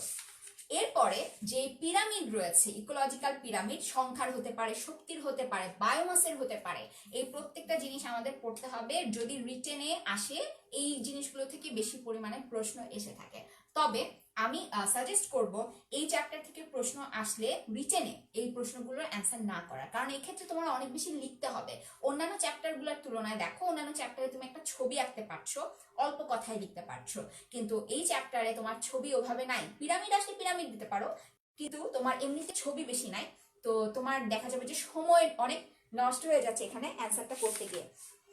এরপরে হচ্ছে জীবের অভিযোজনের মধ্যে দেখবে মরুজ উদ্ভিদ, তারপরে জলজ উদ্ভিদ, তারপরে হচ্ছে লবণাক্ত পরিবেশে যে সকল উদ্ভিদ আছে সেখান থেকে প্রশ্ন আসে। এখন প্রশ্নগুলো কিভাবে আসতে পারে এভাবে যে তুমি একটা জায়গায় বেড়াতে গেলে, বেড়াতে গিয়ে দেখলে যে সেখানের পানিটা লবণাক্ত, তুমি সমুদ্রের পাড়ে বেড়াতে গিয়েছো এবং সেখানে দেখলে যে এত লবণাক্ত পানিতেও অনেক গাছ জন্মে আছে, সেই গাছগুলো কিভাবে বেঁচে থাকতে পারে, আর গাছগুলোর কি কি বৈশিষ্ট্য থাকলে তারা এখানে অভিযোজিত হতে পেরেছে, কি কি বৈশিষ্ট্যের কারণে, তখন তোমার অ্যান্সার লিখতে হবে এই লোনা মাটির উদ্ভিদের বৈশিষ্ট্য যেগুলো রয়েছে, তাদের শ্বাসমূল থাকবে, জরায়ুজনকোরোদ্গম হবে। এটাও কিন্তু অনেক গুরুত্বপূর্ণ প্রশ্ন যে জরায়ুজনকোরোদ্গম কি বা শ্বাসমূল কি, শ্বাসমূলের কাজ কি, এই প্রশ্নগুলো আসে। আবার মরুজ উদ্ভিদের ক্ষেত্রেও তোমার এভাবে প্রশ্ন আসতে পারে যে মরুভূমির মধ্যে পানির অভাব, কিন্তু সেখানেও কাঁটা জাতীয় গাছগুলো কিভাবে বেঁচে থাকছে, এই প্রশ্নগুলো কিন্তু খুব বেশি গুরুত্বপূর্ণ এই চ্যাপ্টারের থেকে। আচ্ছা, বায়োমের ক্ষেত্রে বায়োমের সংজ্ঞা তোমরা পড়তে পারো, আর পড়তে পারো হচ্ছে বাংলাদেশের মধ্যে যে ডেসিডুয়াস ফরেস্ট বা পর্ণমোচী বনাঞ্চল যেগুলো রয়েছে সেই তাদের আয়তন এবং তাদের বৈশিষ্ট্য, সেখানকার মাটির বৈশিষ্ট্য, সেখানের বৃষ্টিপাতের পরিমাণ, সেখানে টেম্পারেচার, এই জিনিসগুলো তোমরা পড়ে রাখতে পারো। এগুলো অবশ্যই এমসিকিউ এর জন্য একই সাথে ইম্পর্টেন্ট, তবে রিটেনেও এগুলো আসতে পারে। আর যে জিনিসটা সবচেয়ে বেশি আসে সেটা হচ্ছে প্রাণী ভৌগোলিক অঞ্চল। প্রাণী ভৌগোলিক অঞ্চলের ওরিয়েন্টাল অঞ্চলটা অবশ্যই পড়বে এই চ্যাপ্টার থেকে। এই জিনিসটা সবচেয়ে গুরুত্বপূর্ণ রিটেন এমসিকিউ দুইটার ক্ষেত্রে, কারণ এই ওরিয়েন্টাল অঞ্চলের ভারতীয় উপ অঞ্চলে বাংলাদেশ অবস্থিত। তো তোমার প্রশ্নটা বাংলাদেশ কোথায় আছে সেই একটি অঞ্চলের বৈশিষ্ট্যটা লেখো, তখন কিন্তু এই ওরিয়েন্টাল অঞ্চলের জলবায়ু, উদ্ভিদটা কিরকম, এটা কোন এরিয়াতে অবস্থিত, ভৌগোলিক সীমানা বা অবস্থানটা, এই জিনিসগুলো কিন্তু তোমার লিখতে হবে রিটেনে। আচ্ছা, আমি দেখি তোমরা যারা কমেন্ট করছো, অনেকেই আমাকে কমেন্টে জানিয়ে দিচ্ছ যে কার কার কোন কোন টপিক আসলে দরকার। তো আমি চেষ্টা করব এই ক্লাসগুলো নিয়ে নেওয়ার এবং টপিকগুলো তোমাদের প্রত্যেকটা লাইভ ক্লাস নিয়ে নেওয়ার। যেমন আব্দুল আলিম রয়েছে, আরফানুল ইসলাম রয়েছে। আব্দুল আলিম বলছে ভিডিওতে সমস্যা, আমি ঠিক শিওর না, আমার এখানে আমি ক্লিয়ার দেখতে পাচ্ছি, তোমার নেটের প্রবলেম থাকতে পারে। সারওয়ার ইভান রয়েছে, অনিন্দ সুন্দর বিশ্বাস রয়েছে, তারপর জাওয়াদ অমি রয়েছে, তারপর তানভীর বিন জোহা রয়েছে, এমডি আবু সাইদ রয়েছে, বিশ্বজিৎ দাস রয়েছে, তারপর বিশ্বজিৎ দাস একটা প্রশ্ন করেছে প্লাজমোডেসমাটা কি। প্লাজমোডেসমাটা জিনিসটা হচ্ছে যখন দুটো উদ্ভিদ কোষ পাশাপাশি আছে, এই উদ্ভিদ কোষ দুটোর মধ্যে এটার গায়ে একটা কূপ থাকে, এটার গায়েও কূপ থাকে, এবং এই কূপের মাঝখানে মুখোমুখি যখন দুইটা কোষ থাকবে তখন এদের মাঝখানে এখানে যে সাইটোপ্লাজম আর এখানে যে সাইটোপ্লাজম, এই দুইটা সাইটোপ্লাজমের সাহায্যে মাঝখানে একটা চিকন নালীপথ থাকে। এই নালীপথটা হচ্ছে সাইটোপ্লাজম দিয়েই তৈরি মূলত। এই নালীপত্রের মাধ্যমে একটা কোষের সাথে আরেকটা কোষের সে সংযোগ রক্ষা করতে পারে। জিনিসটাকে একটু বড় করে আঁকলে দেখাবে হচ্ছে এরকম, অনেকটা দেখতে এই ধরনের। এইটা একটা কোষ, এটা একটা কোষ, এদের মাঝখানে এরকম একটা নালী আছে, পুরোটা হচ্ছে সাইটোপ্লাজমে পূর্ণ। এই সাইটোপ্লাজমের যে পথটা, এই পথটার মধ্য দিয়ে তোমার খনিজ লবণ যেতে পারে, আয়নটা যেতে পারে, কিন্তু এখান দিয়ে কোনো অঙ্গাণু পাস করতে পারবে না। সংযোগ রক্ষার জন্য হচ্ছে প্লাজমোডেসমাটা ব্যবহৃত হয়। আচ্ছা, এরপরে আদর রশিদ রয়েছে, বিপ্লব রয় রয়েছে, সারওয়ার ইবান রয়েছে, তারপরে আনোয়ারুল করিম খান রয়েছে, আলামিন ইসলাম রয়েছে। শাওন আহমেদ বলেছে কোন বই পড়ান। আমি ফার্স্টে বলেছি যে আমি ডক্টর মোহাম্মদ আবুল হাসান স্যারের বই ফলো করছি। তোমরা যদি এই বই কেউ ফলো করে থাকো, ম্যাক্সিমামই আমি জানি এই বইটাই পড়ে থাকো, সেই জন্য আমি এই বই থেকেই বলার চেষ্টা করছি। তবে কেউ যদি অন্য বই পড়ে থাকো এতদিন, আমি বলবো ওই বইটাই পড়ো, নতুন করে বই পড়ার কোনো প্রয়োজন নেই। তো আগে যেটা পড়েছো সেই বইটাই এখন ফলো করবে, জাস্ট টপিকগুলো মিলিয়ে নিবে, সব বইতে আলটিমেটলি সেম টপিকই রয়েছে। তারপর মোহাম্মদ তানভীর হোসেন একটা লিস্ট দিয়েছে আমাকে কোন কোন ক্লাসগুলো নিলে ভালো হয়, কোন কোন টপিকের উপর ক্লাস নিলে ভালো হয়। অবশ্যই ভাইয়া, আমি চেষ্টা করব। এরপরে জাওয়াদ অমি রয়েছে আমাদের সাথে ক্লাসে, অনেকেই এখনো জয়েন করছো নতুন করে। তারপরে এস আনিকা রয়েছে, আসিয়া ইসলাম রয়েছে, অরিন্দ নারায়ণ দাস রয়েছে, পিয়াস খান রয়েছে। আচ্ছা, এখন আমরা একদম লাস্টে আছি ক্লাসে। এই 12 নম্বর চ্যাপ্টার থেকে বাংলাদেশের বনাঞ্চলটা ভালোভাবে পড়তে হবে, কারণ এখান থেকে প্রচুর এমসিকিউ এসে থাকে। সেই সাথে আমাদের দেশের থেকে কোন কোন উদ্ভিদ এবং প্রাণী প্রায় বিলুপ্ত হয়ে যাচ্ছে সেই নামগুলো তোমরা একটা লিস্ট করে পড়ে ফেলতে পারো। তারপরে এই প্রাণীগুলোকে বাঁচানোর জন্য, উদ্ভিদ বাঁচানোর জন্য যে নীতিগুলো করা হয়েছে, নীতিমালা প্রণয়ন করা হয়েছে, কারা করেছে, এই জিনিসটা কত সালে নীতিমালা দেওয়া হয়েছে এবং কারা দিয়েছে, এই জিনিসগুলো পড়তে পারো। এমসিকিউ এর জন্য এগুলো ইম্পর্টেন্ট। সেই সাথে ইম্পর্টেন্ট রিটেনের জন্য যেটা, সেটা হচ্ছে এক্স সিটু এবং ইন সিটু, এই দুই ধরনের সংরক্ষণ থেকে কিন্তু প্রশ্ন এসে থাকে। তো তোমরা যারা ভাবছো 12 নম্বর চ্যাপ্টার থেকে রিটেন অ্যান্সার করবে, তারা এক্স সিটু ইন সিটু এই দুটা জিনিস ভালোভাবে পড়বে। আর বোটানিক্যাল গার্ডেনগুলোর নাম পড়তে পারো, ইনভিট্রো সংরক্ষণ কি এই জিনিসগুলো পড়তে পারো, ডিএনএ সংরক্ষণের কাজ কি বা কেন দরকার, বা জীববৈচিত্র্য সংরক্ষণের কেন প্রয়োজনীয়তা রয়েছে, এই ধরনের প্রশ্ন কিন্তু আসতে পারে। তো এই ছিল হচ্ছে আজকের ক্লাস। আজকের ক্লাসে কোনো কিছুই ডিটেলসে আমি বলিনি, আমি ফার্স্টেই বলেছি যে কোনো কিছু নিয়ে ডিটেলসে বলা হবে না। আমি পরবর্তীতে যখন লাইভ ক্লাস নিব তখন আমি চেষ্টা করব যেই টপিকগুলো তোমরা আজকে আমাকে বলেছো সেই টপিকগুলোর ক্লাস নিতে। তো থ্যাংক ইউ সো মাচ। তোমরা যারা ক্লাস দেখছিলে তাদেরকে আবারও বলছি, তোমরা চাইলেই আমাদের অ্যাপে গিয়ে কিন্তু মডেল টেস্ট দিয়ে দিতে পারো, এতে করে তোমরা বুঝতে পারবে কোশ্চেনের প্যাটার্ন সম্পর্কে, তোমার কোথায় দুর্বলতা আছে সেই জিনিসটা সম্পর্কে বুঝতে পারবে, ওই টপিকটা আরো ভালোভাবে পড়তে পারবে। তো আশা করি নেক্সট ক্লাসগুলো তোমরা ভালোভাবে করবে, আরো যে লাইভ ক্লাসগুলো এখন চলছে সেগুলো করতে থাকবে, আর ঘরে বসে থাকবে, কারণ হচ্ছে তুমি নিজে সুস্থ থাকতে পারবে, তোমার পরিবারের সবাই সুস্থ থাকবে। তো বাসায় থাকো এবং পড়াশোনা ছেড়ে দিলে হবে না, পড়াশোনা করতে থাকো। আর যে কোনো সমস্যার জন্য আমাদের লাইভ ক্লাসগুলো তো আছে। So thank you so much, সবাইকে ধন্যবাদ আজকে ক্লাসটি করার জন্য।